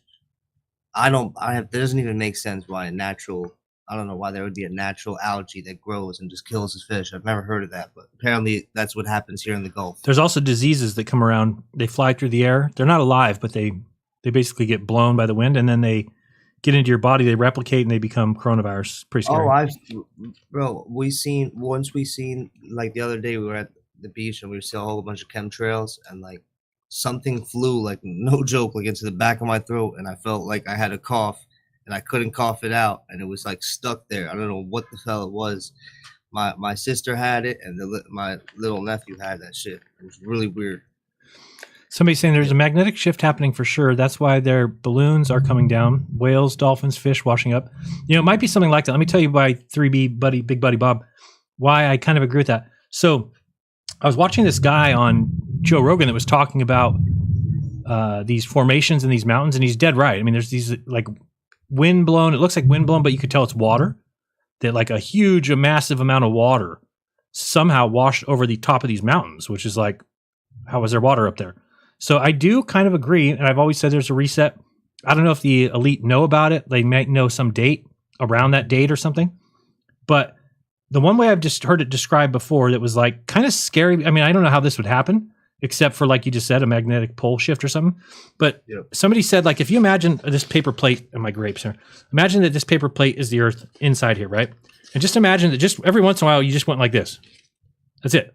Once every 25,000 years, you just went like this with the plate. What would immediately happen is all the water would rush over all the land because you just, just like that. And I'm not saying, I don't even know what mechanism would cause the Earth to turn like that, but I'm just saying something like that would be responsible for what we see, which is, and then they've sound like the deeper you dig, you're finding like ancient stuff down there. So it's like almost like all this soot and mud and things would come over and cover everything that we are. We'd still be underneath there. That would dry, and then people would just start building on top of it. There's a lot of weird stuff that's been happening the past few months. I wouldn't doubt that there's been a shift for sure. Yeah, I'm just not I'm never that doom and gloom guy just because they've always been wrong so far. So it'd be dumb for me to keep believing in them. You know what I'm saying? Like, I want to say prove it. Like AI, I'm not worried about AI. I'm not worried about driverless cars. All these things that people got worried about, and there's never been a sign that that's actually true. Like, you can't even take your hands off the steering wheel now of a Tesla. You have to keep your hand. You can't drive, like, you can't cross your arms and you have to hold the wheel. So I mean, you're basically having to dress like we thought. People are like, oh, we'll just take naps in the back seat and we'll just do other work. Like, you have to have your hands on the steering wheel now, or else the thing it'll slow down. So it's just weird that everything that we were told would be going on. It's not happening. The chat GPT is now making shit up, getting fake. It's coming up with fake citations. I mean, this is like, that's terrible because as of right now, if somebody says a quote or something like, oh, what's your citation? They're not going to lie to you. That just doesn't happen. Like somebody's not going to be like, oh, it's Einstein said it in such and such book on page 45. Because if they did, you'd be like, oh, he must have said it. You wouldn't even probably go look. Chat GPT is doing that. If somebody asks it like, where did you source that quote from? It'll tell you a book and a page. People are going and looking at the book and the page. There's nothing like that at all. So it's just making up because it wants something to be true. It wants you to believe something. So it's like telling you where the source is for it and it doesn't even exist. So it's just making shit up. About AI. I'm not even worried about AI at all. No, there's no such thing. Things that I could see, the things that I see, like today, the fish being like, and the things you can't unplug. Oh no, this robot's coming after me. Unplug it. All right, thanks. Yeah, I think that's just the AI is a psyop. I'm more worried about the things that's happening around us that we can see now. These dead fish and them killing off the food supply. That's a big deal. And people are dying. A lot of people are dying, and no mention of it on the news. Not at all. Nothing at all. Like the news is just, they had to tell us during Corona. Every update in the numbers. There's now 45,201 and one half people have died from the coronavirus every day. New number. Then now there's no talk about it. Everything's fine. Everybody's good. Everybody who got the vaccine is safe and effective and healthy and going to live forever. Thank you, Big Pharma, Pfizer. So you're doing good though. You're happy. How's your nephew? He's doing all right, man. We're just trying to. Right now, my sister's trying to teach him like sign language and stuff like that. So he's slow talking too. Yeah, he's still not talking yet. Yeah, Maverick doesn't really care. I mean, he knows he's weird. He knows letters and numbers but as far as like putting things together, like, yeah, he's everything else don't care about. No, he doesn't really care about that. So what are you gonna do? I heard boys are a little bit slower. I'm not worried about it. I guess the only time you really have to worry is if you're sending them to school. You don't want them to go to, kindergarten or something, and they're way behind. That's going to be kind of a emotional thing. But since we're doing homeschooling, we're going to let him do it on his own. That's what we're doing, homeschooling. Same thing. Yeah. So we'll see. I've seen a lot of people looked up, and people all seem to turn out in the end okay. Yeah, it's just patience, man. You have to have patience. That's all it is. Yes, indeed. And he's adorable. He's so much fun. He was on the trivia show the other night. He's like the little ball of life. It's so great. I'm so thankful that we have him because you talk about close. I mean, we were, he was conceived in January, and by March we had Corona. It just worked out perfectly for us that it didn't even bother us that everything was going on with Corona because we just were home anyway. We didn't want to go anywhere. We were just having a healthy pregnancy, going for 2-mile walks every day, eating really healthy. So everything kind of worked out perfectly with timing. And then before you know it, he's born, and we just went through the first year of Corona. So we got a little scared when we had to go to the hospital, and we thought whatever might happen. And then there's some lucky things. We got lucky. I mean, they tested her in bed for the coronavirus, and they said, because originally we said, no, we decline. They said, oh, well, if you decline, we have to put you down as positive, and then we have to separate the mom and the baby for 14 days. We're like, oh, never happening. So you didn't give him any shots, right? None. No. Yeah, neither. No, he didn't get one shot either. Yeah, it's just they couldn't get the baby out. He's too big for Mrs. Tiny, and she was big as a baby, and I was 9 pounds 15. So we were large, and he just couldn't come out. So anyway, but it was kind of scary because we really thought. I mean, and then they tested her. Imagine if they would have said she was positive. I mean, they would have taken the baby and said. I mean, I probably wouldn't be here today. I probably would have ended up in. Those tests were you just got lucky because those tests are just like right. They're just bunk. And then after all that problem, they never tested me, and I'm standing right next. I'm at the bedside. Mrs. at the bed, doctor, nurses. It's like, why would they have to test her but not me? I'm standing right here breathing on everybody too. They just do what they're told. Absolutely, they don't have any clue what they're doing. No, they're just nope. No, it's just it's garbage, and that's what I'm noticing about a lot of these professions. That hopefully that leads people to start waking up to the fact of look what doctors just went through for the last 3 years or whatever. And doctors that tried to speak out against it got unceremoniously removed or banned from Twitter. Their voices silenced. Head doctors. This mRNA vaccine, the head of the mRNA vaccine has claimed that it's a gene therapy. Yet, if you go look at like the fact checkers and everything, they'll say, no, it's not. Even though the guy who invented it says it's gene therapy. Keeps saying it over and over again. They're like, no, it doesn't. No, it's false. It's like, dude, you losers. It's just getting so bad because what's happening is the same thing is true of like astrophysicists. If you tried to go out and say, I don't agree with it now, I didn't look at it this way, I actually see the flat earthers. I mean, you're going to be let go. You're not going to have a job. You're not going to teach. You're done. And there's just not a lot of people who are going to put 4 years or 8 years into school and then be okay with just being like, I'm just going to walk away from it. No, they'll be chastised. This is how they run the world, is with, think of how real this statement is. Money makes the world go round. Super, super true. Super true. Realize when money is not important, that's when you realize you can actually live life. I need to get there. That's because I do see it as important, because it's like constantly this chase that always goes on and has for a long time. And it's, I got to manifest that next, because I've done good at the other things. I just got to, that's a tough one. Oh, I was going to give people a manifest experiment for them to do. It's like jumping in a pool, you're afraid to get that cold feeling at first. It's like that. Right. Well, the other thing is like quitting a job, right? Everybody who's in a job has that fear of leaving. And I mean, I did. I was with the same place making $90,000 a year. And I just couldn't fathom the thought. And it took, really my wife just saying like, no, just do it. You hate it there. We'll make it work. And I have not regretted it one time, not for a second. And I always thought that like, oh, I can't go. How would I get by without this money? And I've not for 1 second ever looked back. In fact, I still have the worst dreams I have are dreaming of being at work, being back in that place. You're doing what you love to do, so you're not really working. Absolutely. I love it. All right, I'm going to let you go. Yes, sir. We are going to, you too. Take it easy. I'm glad you're back and healthy, and thank you, man. Stay off the M&Ms. All right. Yes, sir.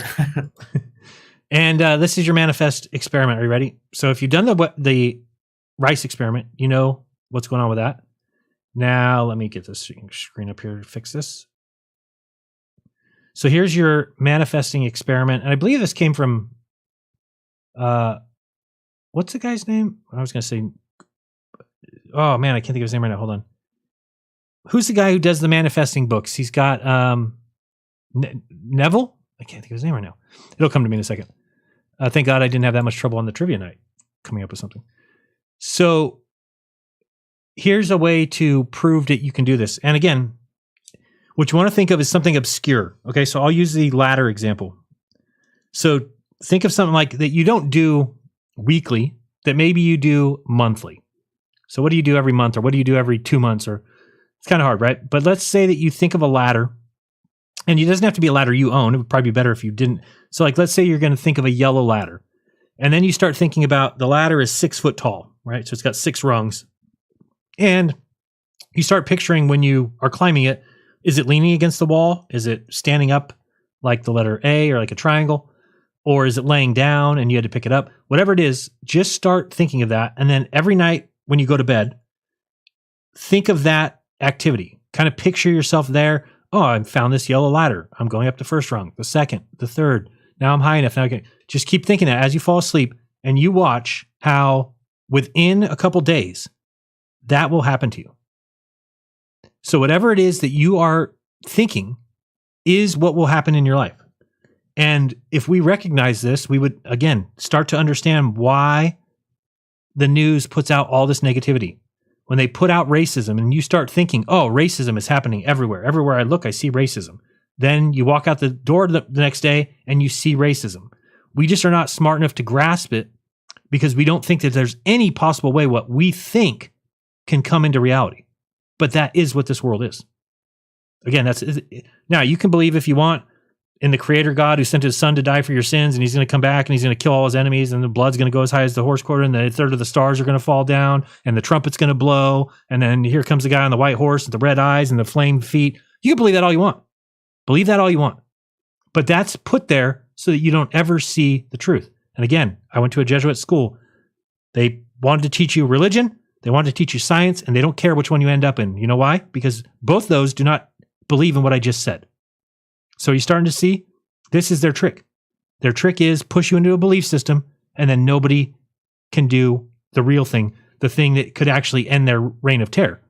So that's what I'm going to be pushing for, is we're going to figure out ways to, so again, the next 3 nights when you go to bed, as soon as you get in bed, and if you forget one, start it over. Don't try and skip things. It's just like the rice experiment. You need to do it diligently.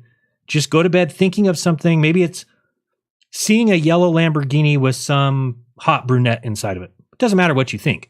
Just start thinking that. And you can say, oh, the tires are black. It's a really low Lamborghini. It's got an American flag license plate, and the blonde's wearing sunglasses. That's it. Think of that every night when you go to bed. Think of it for a few minutes, not just like glance at it. Think about it. Think about everything you see. What does it look like? What's the door look like? What's the girl look like? Is she waving at you? Does she not even care who you are? Is there another guy in the car with her? Whatever it is. And then you watch in the next week or so how that happens in your life. And that should lead you to believe that really we have to start controlling our thinking. I'm still bad at it. I still say things like, oh, I'm not getting enough people watching my stream. I'm this. Is anytime you're complaining like that, you are inputting that back into the universe. Even me just saying it right now, which is hard to, how do you stop yourself from doing it once I start to talk about it? You have to speak positively. You have to speak with not in the futures. It's crazy that I've been late. This would be the second time if you count 3:15 being late and 3:30 last time we did it. But 2 times in the last, what are we looking now? Almost 3 months. No, almost 2 months. So that's still versus last year. Was I on time 2 times all of last year? Let alone be late 2 times? I don't think so. It's just a different kind of mindset. And you can train yourself to do these kind of things. You can. You just have to actually put forth the effort. This is the lie about the book, The Secret, right? The book, The Secret, tells you that legitimately you can. Again, I'm not even going to say it's a lie. I don't see how it works and I've never seen it work. But The Secret tells you, like, write a check to yourself and put it on the wall. Say your name, $20,000, and put it on the wall. And then that money will magically show up to you. It's not quite like that. You still have to put forth the effort. You still have to do something that leads to that coming in, meaning you kind of set it up for yourself. But if you already know what happens, and that's the other hard thing. I wonder if I can find that real quick. I want to show you one thing and then we got to go. But I don't know if it's actually true or if it's where 2 or 3 are gathered. Somebody told me, or I read somewhere, that story about Jesus where he says, we're to Matthew 18:20. Okay, this is the one. So, for where 2 or 3 gather in my name, there I am with them. No, what's the line after that, though? Let me just go to the chapter, because this is pretty crazy. And by the way, I do think that there's tons of things hidden in the Bible. That's what it's there for. Just the other day, I'm going to probably talk about this on Iconoclasm, that I learned all the numbers in Revelation refer back to that number 9, which, remember, if you watch Glowbusters, we talked about the importance of number 9 and how it's different than all the other numbers. But think about all the numbers, 144,000, right? There's going to be 144,000 at the end. 1 plus 4 plus 4 is 9. There's a 9. How about 666, right? A number of his name, and his name will be, 666. 6 times 6 is 36. And times 6 again is 216. What's 2 plus 6 plus 1? 9. Look at the Bible when it says in Revelation the cubits, right? I always forget this one. Revelation cubits. What does Revelation 2:17 mean? What does it actually say? 144 cubits. 4 plus 4 plus 1 is 9. How about if you break down what a cubits is in miles, I believe it is. It's 216 feet. 2 plus 6 is 8 plus 1 is 9. It's 72 yards. 7 plus 2 is 9. It's all encoded. People want to believe it like it's going to happen. Like I don't want to get mad at people. I don't want to call them names. It's just insane. There's people on other channels telling you to believe the church fathers who really looked into these things, and they've 1,000 years of study into this. No, it's just hidden, veiled mystery stuff put there by man, because man is who writes books, and man is who tries to fool other men and tries to hide things from other men. That's what goes on. Then you can even go beyond that. So we did 144 cubits, 216 feet, 72 yards. We did the 666, 6 times 6 times 6 equals that, back to 9. What is the other thing I read? Oh, Roman numerals, which was used basically all the way up until the year 1000 or so, even in the East, even in like Europe and stuff. But if you look at what's the first number of Roman numerals, number 1, right? What's the second number? V. What's the next number? X. What's the next number? X. Then what's after X? 500 or 50? 50 is like a D or something. I don't even know. M is 100. And then there's 500, which is like a whatever it is. Anyway, so you have 500 plus 100 plus 50 plus 10 plus 5 plus 1 is 666. So it's like, I do think there's a lot of coding with these numbers. It's not a gematria thing. Well, it is a gematria thing, but it's not like, oh, I can tell you what the play is going to be on the 3rd down and 7 at the 20. No. Don't get confused. Don't get lost. But there is people who hide things in signs and symbols. And that's really what the Bible is. It is we can know it's astrotheological. We know that.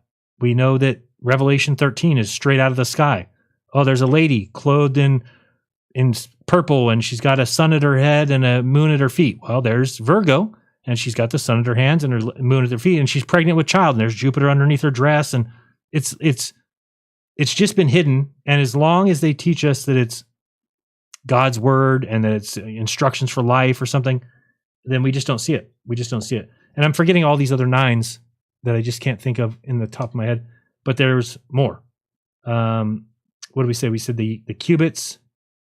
And then there's, so then there's the amount of days. What is the days? 1,260 days? Which is 2.5 years or something? Or 3.5 years? I don't remember. Let me see if it's 1,260. Yeah, 1,260 days in Revelation. 1 to plus 2 plus 6. So again, these are not accidents. These are not mistakes. These are encoded for some reason, and what that reason is, I don't know. So people, don't throw the whole baby out with the bathwater. Well, no, but I think it's okay to come to the conclusion, probably not from God any more than anything else is. Don't get me wrong. What I'm writing down here on my paper, somebody could say this is inspired by God. It just doesn't mean that I should put it in a book and hand it out to you guys to believe in. Seeing if there was anything else. So what is 1,260 days, which is 3.5 years? I believe so. It'd be interesting to see how many weeks are in 3.5 years. So you go 52, 52, 52 plus 52, 52, 52 plus 26, right? 8, 9, 10, 11, 12. Carry the 1, 6, 11, 16, 17, 18. 182 weeks, off by 1. No, off by 2. That's 11. No, I never looked at that. I was just thinking about weeks. So, hey, I told Missa this, and she was like tripping. And then we got to go. It's just an interesting factoid here. If you've ever wondered, I don't know about you, but like, have you not taken your dog out for a walk, right? And you're like, yeah, big deal. The dog didn't go for a walk today. Didn't take him for a walk. Take him tomorrow. I forgot tomorrow. I'll take him the next day. Okay. Most people think that way. Or like you didn't feed your dog for a day. I left the dog. We didn't feed the dog for a day. It'll eat tomorrow. It just hit me that the dog years thing, right? So we talk about dog years are 7 years to our 1. And the reason for that is simply because they live about 15 years max. Some go maybe 16. And that's about humans if you multiply by 7, right? So that's why they say that's nothing more than that. There's nothing more encoded in that other than just how long they live. But if you go 15 times 7, you get 105. So 15 is pretty much like the max age for a dog. Can you find one that's a little older? Maybe. But 15 is about that age. So if you look at it this way, that a dog's life consists of days that are to our weeks, right? Meaning what we get done in a week, a dog tries to get done in a day for its life. So this is why you can't miss a day for the dog to take a walk. What you just did is it's like a whole week of us having no activity, right? And think of what that could do to you. And then you have to wait till the next week, or it's like a whole week without eating if you didn't feed a dog for a day. It's like the equivalent of our going a week without eating. So it's just interesting to think of that way. Mrs. like, why do they never teach us that? She goes, I would have thought way differently about dogs. And I was like, yeah, I don't know why they don't teach us that. But they should, because it does make you think, like, no wonder why dogs try and get so much shit done in a day. Run here, run there, go this and go outside and play. But it's like they have to get done in a day what we do in a week. So 19 and 20 years for some dogs. Which dogs? Little ones? Troubling Tribune. Go ahead and bring that kind of fact information to the quiz show, would you? I don't think dogs get that old. 19 or 20? Wow. 182 is 62 weeks. Is that what I get? Was that what I added up here? 150. I don't know what that is. I have 182. Wait, it is 162? No. Don't tell me that. Wait. 182, 62 weeks. What? No, it was 182 weeks. I don't know. Anyway, Dog, do cats' lives are different in years, though? I don't know what cats live. I thought cats lived to be like 20. A week's worth of sleep every day. Yeah, if they sleep all day. Yeah, you're right. That's where I saw it. This person says Neil deGrasse Tyson said in a video yesterday. Who was he on with? Who did I see? With Theo Vaughn? Does that sound right? Maybe it's with Theo Vaughn. That's funny. I forgot who it was. But I heard that and I was telling Miss about it, saying, did you ever think about that? She's like, no. Was he saying the same thing about did they take him for a walk and stuff? I don't remember. It's so funny, those little shorts. I'm always just thumbing through them. What do you see now? I'm pissed at my dog right now. He killed one of my ducks today. He needs to be executed. Hang on, I can't do that. Somebody, 3B Big Buddy Bob, I'll say, okay. Plus my 9-inch hammer of the gods. Bob, relax over there. Check out my photo of Moon and Jupiter last night.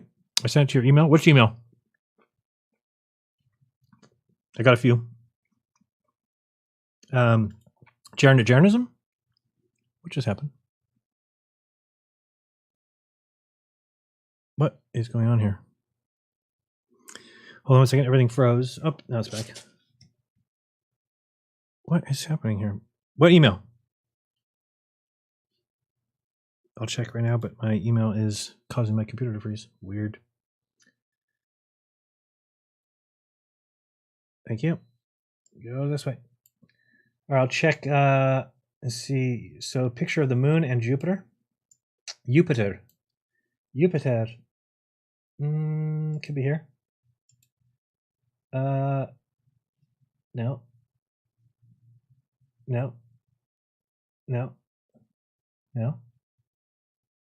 I don't see. I don't know which email you sent it to, but sorry. Don't give up the faith. That one. I get a lot of those. I don't see it. Where did that person say that? FE Nation, Croc. What? I don't know. All right, so tomorrow we've got the Jeranism show, which is the #1 show on all the internets. According to some poll, I don't remember who took it or whatever. It's not important. It's just obviously true. So, and that starts at 12. No, starts at 3 p.m. Pacific. So be there or be square. What? Yes, and then Saturday we've got Iconoclasm, and you're going to hear me talk a lot about the summit because we think that they're awesome and we could really make some good headway. Oh, so I didn't even get to what I was saying. Maybe I did. But if you've got a store or you've got something you want to offer, our goal is to make it so that eventually, and we even mean by like the next summit, that there's so much stuff that we're giving away for free that it actually is you're saving money in a way. Sure, you're spending $50, but you're getting, like even this one, for VIPs on this one, I'm going to give out 50% off discounts to my consultations, which equates to $50. So you're actually getting the event for free and just paying for the consultation. But if it's just that, then I could see somebody saying, it's just kind of break even. But if other people do the same thing, then you're all of a sudden getting $250 worth of value to pay $50 to go to this event. With the $50 that you're paying to go to the event, you're helping pay the content creator. Also, for all the stores out there, hey, I had a bookstore.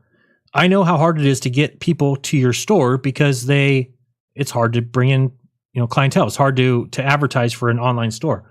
So this is a great way. If you have a store selling anything, shirts, jewelry, doesn't matter. What you want is you want eyeballs on your store. So what you do is you give us a good, nice coupon for VIPs and a nice coupon for general admission. We put you into the goodie bag, and then you've got 300 people, 400 people that go to the event who are all going to see that, and then you're going to get at least half of them that are going to click through. Oh, I got a 50% off coupon. I got a 40. I'm going to go see what they've got there. And that's helping everybody.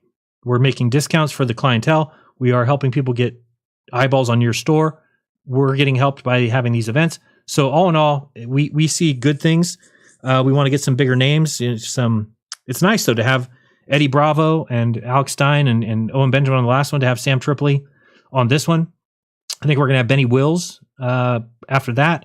So it's going to be fun. And if you've got any ideas, suggestions, feel free to either reach out on Telegram or through email at Well, let me see. Do we have it over here? I don't know if that'll work or not. No, just go with Jeranism for now. I don't know if the new site will work. All right, so that's it. We're going to show you one other thing. If I can find this here. Oh, no. Okay, let's go over here. There we go. So I want to just show you one more time where to go on the store just so you understand it in case you've forgotten. So go to the browser, and the very first place to go would probably be Thames, TEMMS.live.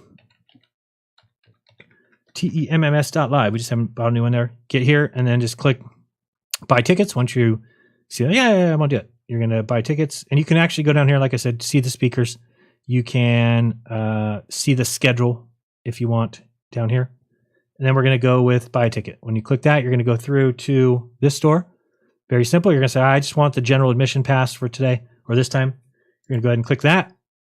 You're going to read about it, get exclusive live and post-event access to the upcoming True Earth Equinox Summit. With the general admission ticket, this ticket includes a virtual event gift bag filled with coupons for products and services from various businesses, as well as consultation discounts and specials. Join us for a transformative experience. You're going to then click Buy Now. You're going to choose Cash App, PayPal, whatever. Let's say you decide to go with credit. Continue. And then you're going to put your email in here. You're going to pick one of these people that you want to support with your purchase, your name, click Pay. You'll go through the credit card form and all that fun stuff. And then on the other end of that, what happens is at the end, you hit Pay. It cycles through and it says, thank you for your payment. And then there's a little note that says, okay, here's your link. And what you get is a link that automatically signs you up for free. And it will take you right over to, instead of shop.trueearther, we're just going to go to the trueearther.com like this and delete there. And then it's going to take you here, but it's going to actually bring you right to a page where you're already set up. You just need to put in a username and a password that you make up at that time. And that's it. You're done. So now you'll forever have this access. And if your access runs out, let's say you just watch this summit and it runs out. And then next time you're like, oh, I do want to go to the next one. Then you could just go back, sign in with your code, go up here to pricing, and then purchase whatever the next one is. So you would go here and pick the general admission for the solstice. And then just think over time, these are going to build up. We're going to have MP3s of every single speaker for, again, Mount Meru. We're not going to go back and fix it, meaning that you just are going to have day one and day two. But you can't see down here, but at the bottom of the screen is a nice little player where you can just move it along and it plays You're perfectly. reviving a heart. So it's going If to... you're vaccinated. There's Alex. To all of you Oh, you can't see. I'm sorry. Anti-vaccine freaks. Go get that Moderna burner. That's what we call it. We love the Moderna burner. We put it in our vein and we go insane. So that was the comedy at the end of it. But, from the beginning, you've got Conspiracy Music Guru doing a nice little musical set here. Where's that at? I'm just joking. He sounded great, too. Let's I see. use my eyes so much. I basically, so I did... Everybody that we can land there and that... Oops. You always chill.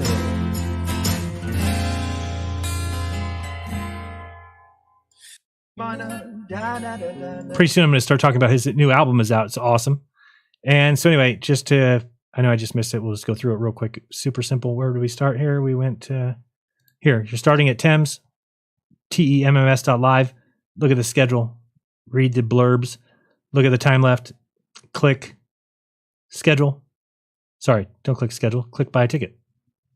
It'll take you here. Then you can choose whether you want an annual, a lifetime, a VIP. And what we can guarantee is that there will at least be the 3 summits every year. Without any hitch on that one, they'll be called Mount Meru, Solstice, and Equinox. And then there will be courses in time as we start adding them to the, and it will be under, this is the wrong place to look at it, but it'll be under videos. There'll be a section that says courses, and we'll just have a course, 5-minute courses, we think. So if people don't understand some topic, it's easier to do that than it is to go find a video or where it's at in a video. So it'll just be an easy place for Austin and I to send people if they ask, well, what about circumnavigation? Well, what about this? What about Jaren when you said interesting on that experiment? Well, I'll have a 5-minute course there that'll be, and they'll be like $3 each. So people could either pay for them if they want to pay for them, or they could just buy a monthly pass for it. So the only thing that we're trying to figure out a way to do it, but if you buy a monthly pass, it will only get you access to the courses, because we can't have somebody pay, let's say it's $10 a month or $8 a month. Well, they can't pay $8 a month for the event. So that's probably how we're going to do that. Anyway, once you pick your item, or you can, if you're doing, and if you do a year, all that it means is that everything that happens under that trueearther.com banner would be free, no matter what course it is, no matter what audio it is. Debate nights, we're going to have debate nights, may have some classes, courses. So let's say you want the annual VIP. You're going to click that. You're going to then have VIP access to every single event, no matter what. And then you're going to come over here, hit buy now. We're going to choose which one we want. Let's say we do credit, hit continue. And then you've got your email, put that in. And then you've got, who do you want to support? So if it's Sam Tripoli, then you want to send him that half of the proceeds. Oops, I guess I should spell it right. Put that in there. Put your name. And then you just click pay, and it's going to take you right to the credit card screen, and you go from there. So, and there you go. There's your payment details. It's going to give you your credit card number. My credit card number is not 1234 1234 1234. Then you're going to click pay. After about 30 seconds, it'll pop down and it'll be a link right here that says click this link. When you click that link, it's going to take you to the oops, not that one. It's going to take you to here. And it will look like a page kind of like this, but not really, because it will already have selected your item, and it will just say enter username and password. You'll hit username and password, and then you've already paid for it. So that's what this is for. We're trying to get people to do it this way. And then we're trying to figure out what to do with the app, because the app has a bunch of rules about Apple we didn't know. We told everybody we would never change the price. We like that $50 price point. We think it's good enough that we can give the speaker a good enough amount of it, that we can pay all the fees and still have a little something left over. So we like that number, but we found out Apple charges 30%. So at least for this one, we're going to hope that everybody purchases it before the app comes out, because we really don't want people to buy it on the app. But we get it, that we can't really stop that. So we're just trying to figure out what's the best way to handle that. Maybe it is that we don't offer anything. I don't know. I don't even know if you're allowed to do that. I don't think you can stop people from buying it on the app. But anyway, that's one little thing we've got to worry about, is that I think what most people do is they then upcharge people, right? But we've already told people that we would never go past that price point. So we're kind of stuck, and giving away 30% of that's just going to dip into that too big, right? 30% of 50 is what? 15? Yes. So if you're talking $50 and then you're down to 45 after fees, even less than that, and then you're giving 20 of that away. So now you're down to, like 24, 23. And then if you were to take 15 off that, now you're talking 7, 8, and you're just getting to that point where everything that you're putting into it is not going to be, these websites, the time, the effort. So we have to decide what we're going to do about Apple, because I did not know. Can you believe they charge 30% on every app that's on their app store? That's insanity. Insanity. All right. I think I'm done. I think I've seen enough. I've seen enough to know that I've seen too much. And again, check out Mount Meru. All you got to do is go there right now. You can go to trueearther.com, hit register, and then you'll have a free account. And that doesn't matter. Even if you did that, if you have a free account and then you went and purchased the item, then it would go onto the free account. But anyway, you could just go here, go to, what do we do? Video. And these are all the same. They're just, like I said, this is the True Earth Equinox Summit. Whoops. Wonder why that's there.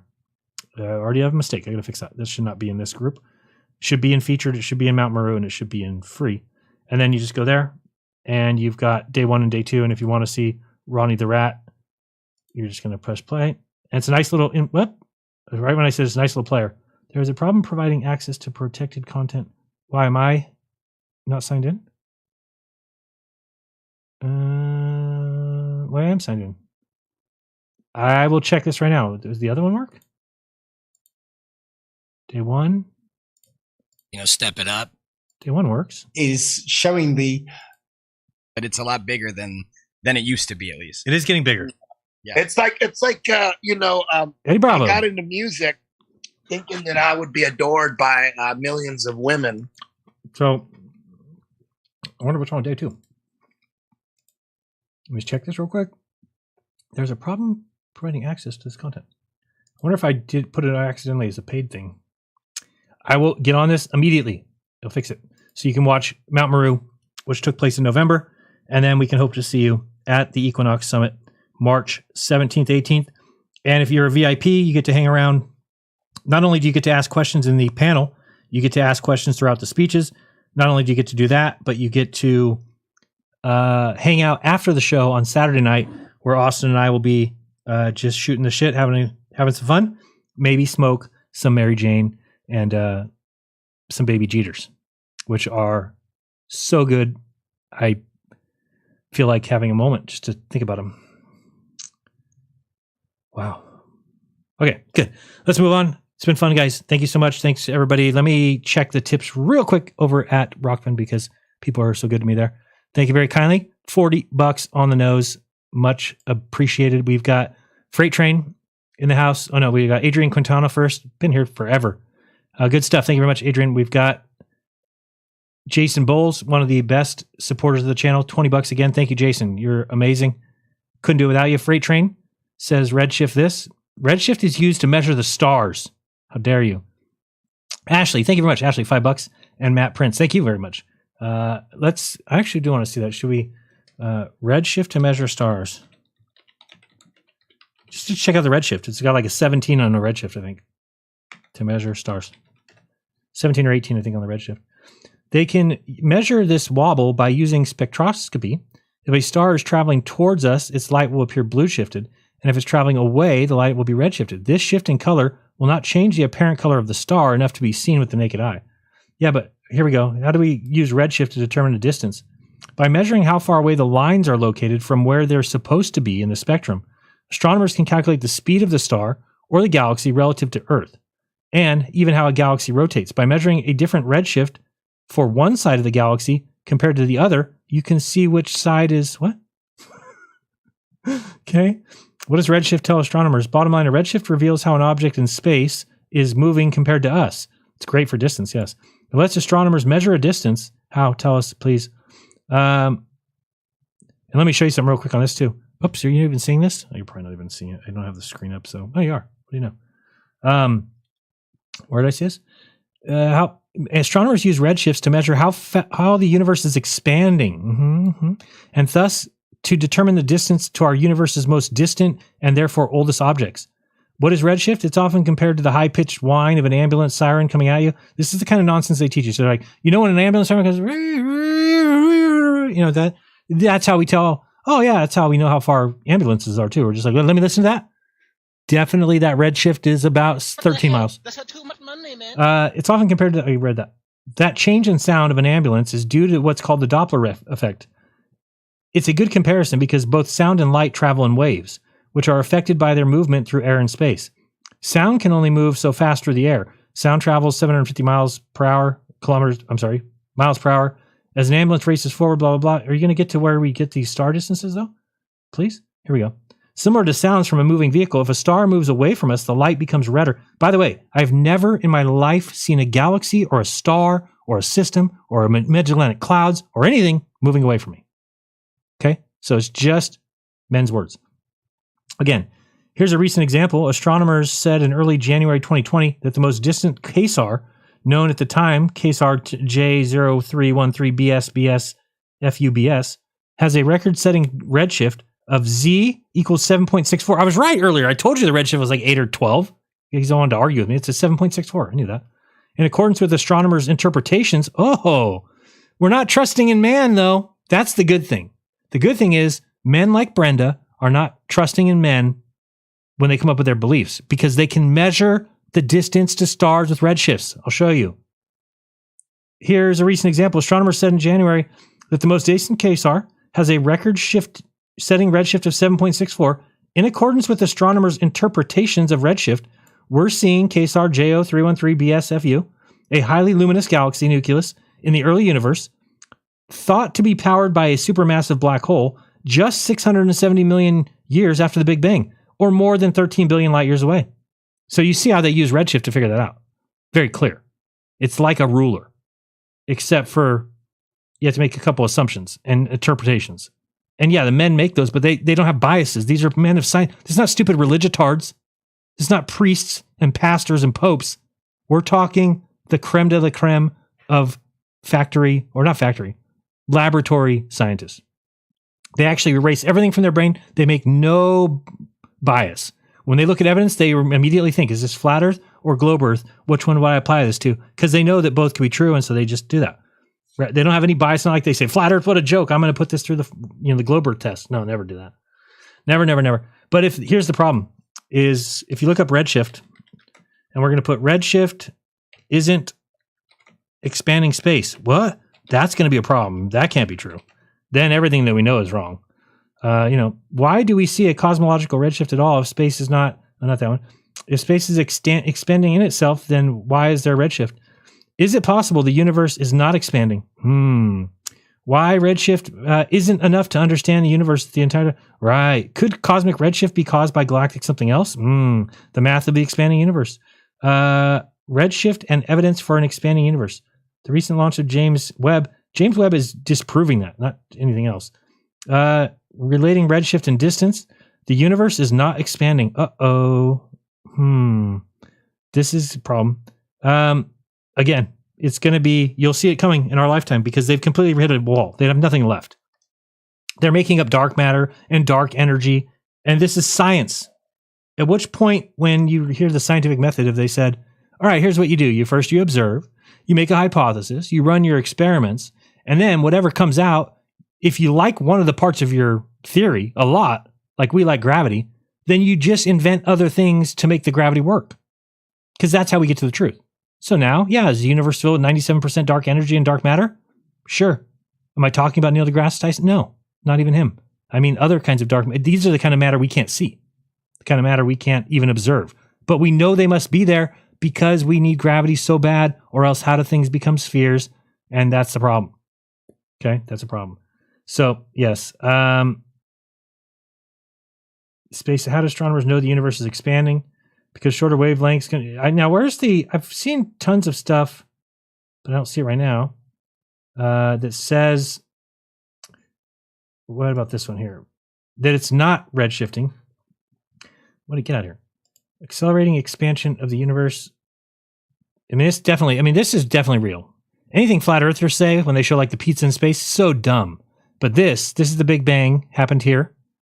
And I love this question, my favorite question in the whole world of science. If I asked you to point to the sky where the Big Bang happened, could you do it? The answer is no. The answer is, ready for this one? So good. Where did the Big Bang take place? It happened everywhere. The Big Bang took place everywhere and nowhere at one time. But it's not magical, it's scientific, it's physics. So get the hell out of my life if you don't agree with that. So, it happened everywhere. I mean, it makes sense to me. Okay, let's start with the obvious. The Big Bang is not dead, okay? Don't even think for a second it's dead. We would tell you. Recent observations by the James Webb Space Telescope have not disproven the Big Bang, despite certain popular articles claiming otherwise. If that's all you needed to hear, then have a great day. This is great. I love science. Do you just come here? We've been telling you the truth the whole time. The universe is expanding and the Big Bang happened. Now you can leave. You don't need to read the rest because then you might realize that we actually don't fucking know. We're actually just a bunch of old men making shit up. That said, the latest Webb observations do reveal some strange and unexpected things about the universe. And if you'd like to know more, keep reading. Let's start with the rumors. What about the Webb data which suggests that the Big Bang is wrong? The same type of data Hubble gave us years ago. We generally think of evidence for the Big Bang being centered around two facts. First, that the most distant galaxies have a higher redshift than closer ones. And second, that the universe is filled with a cosmic microwave background of radiation. The first suggests that the universe is expanding in all directions, while the second suggests that it was once in a very hot and dense state. These are two of the three pillars of data supporting the Big Bang. The third being the relative abundance of elements in the universe, in the early universe. Because we could tell that. You just rewind the sky clock, you can figure out how many things were there easily. Easily. It's like a child's play at this point. Child's play, I tell you. Interpreting the redshift. This might be good here. From the University of Richmond. I'm giving a talk tomorrow in Paris. With David Hogg. That guy's cool. The talk is based on the paper David Hogg and I wrote last year. It said a bit about our argument on paper in the previous posts. What? What is this about? It's not what I was looking at. Wrong type person. What did I look at? Frequently asked questions in cosmology. This should be good. Holy smokes. I want this page. Shanko. Thank you. Oh boy. I can't say that right now. People will see it. I've never even seen these questions. Doug talks microwave background radiation. Can the CMBR be redshifted starlight? Why is the sky dark at night? Will the universe expand forever? Does entropy prevent a big crunch? What about the oscillating universe? What is the dark matter? Let's see what they say about that, shall we? Well, when astronomers add up the masses and the luminosities of the stars near the sun, they find that there are about 3 solar masses for every 1 solar luminosity. When they measure the total mass of the clusters of galaxies and compare them to the total luminosity of the clusters, they find about 300 solar masses for every 1 solar luminosity. Evidently, most of the mass in the universe is dark. If the universe had a critical density, then there are about 1,000 solar masses for every... And it's so funny, they call it dark, but what they mean is we've never seen it. Never seen it. Never seen it. MOND, for modification of Newtonian dynamics, is an alternative theory that tries to explain away the need for dark matter, while some people are still trying to get it to work out in cosmological models. It is not widely accepted. Yes, it is not. Now, what can you do as a layperson in cosmology? Well, you can stay in school. There's a lot to learn about the universe. You can keep taking math and science courses. The book of nature lies continuously open for our eyes. I speak for the universe, says Galileo Galilei. If you are out of school, check out the bibliography. Tell your congressmen and senators to support astrophysics research at NASA. That's how you do it. That's how we change the world. More money to go to Mars, somewhere where no one will ever live. Let's do it. Guys, much love. It's been fun. I love you guys so much. And I think I got to all the tips I did. And we'll be back tomorrow, 3 p.m. Pacific. Jeranism show, the #1 show ever. And that's, again, that's their words. I'm not making that up. I don't put words in people's mouth. That's what they said. So I believe it. You should believe it too. We will see you guys later. And let's do this. Wow. There you go. Guys, it's been fun. I remind you to do your own research. When you do, you'll never again believe all the bullshit you've been taught. Till tomorrow, this has been Jeranism. Much love and peace.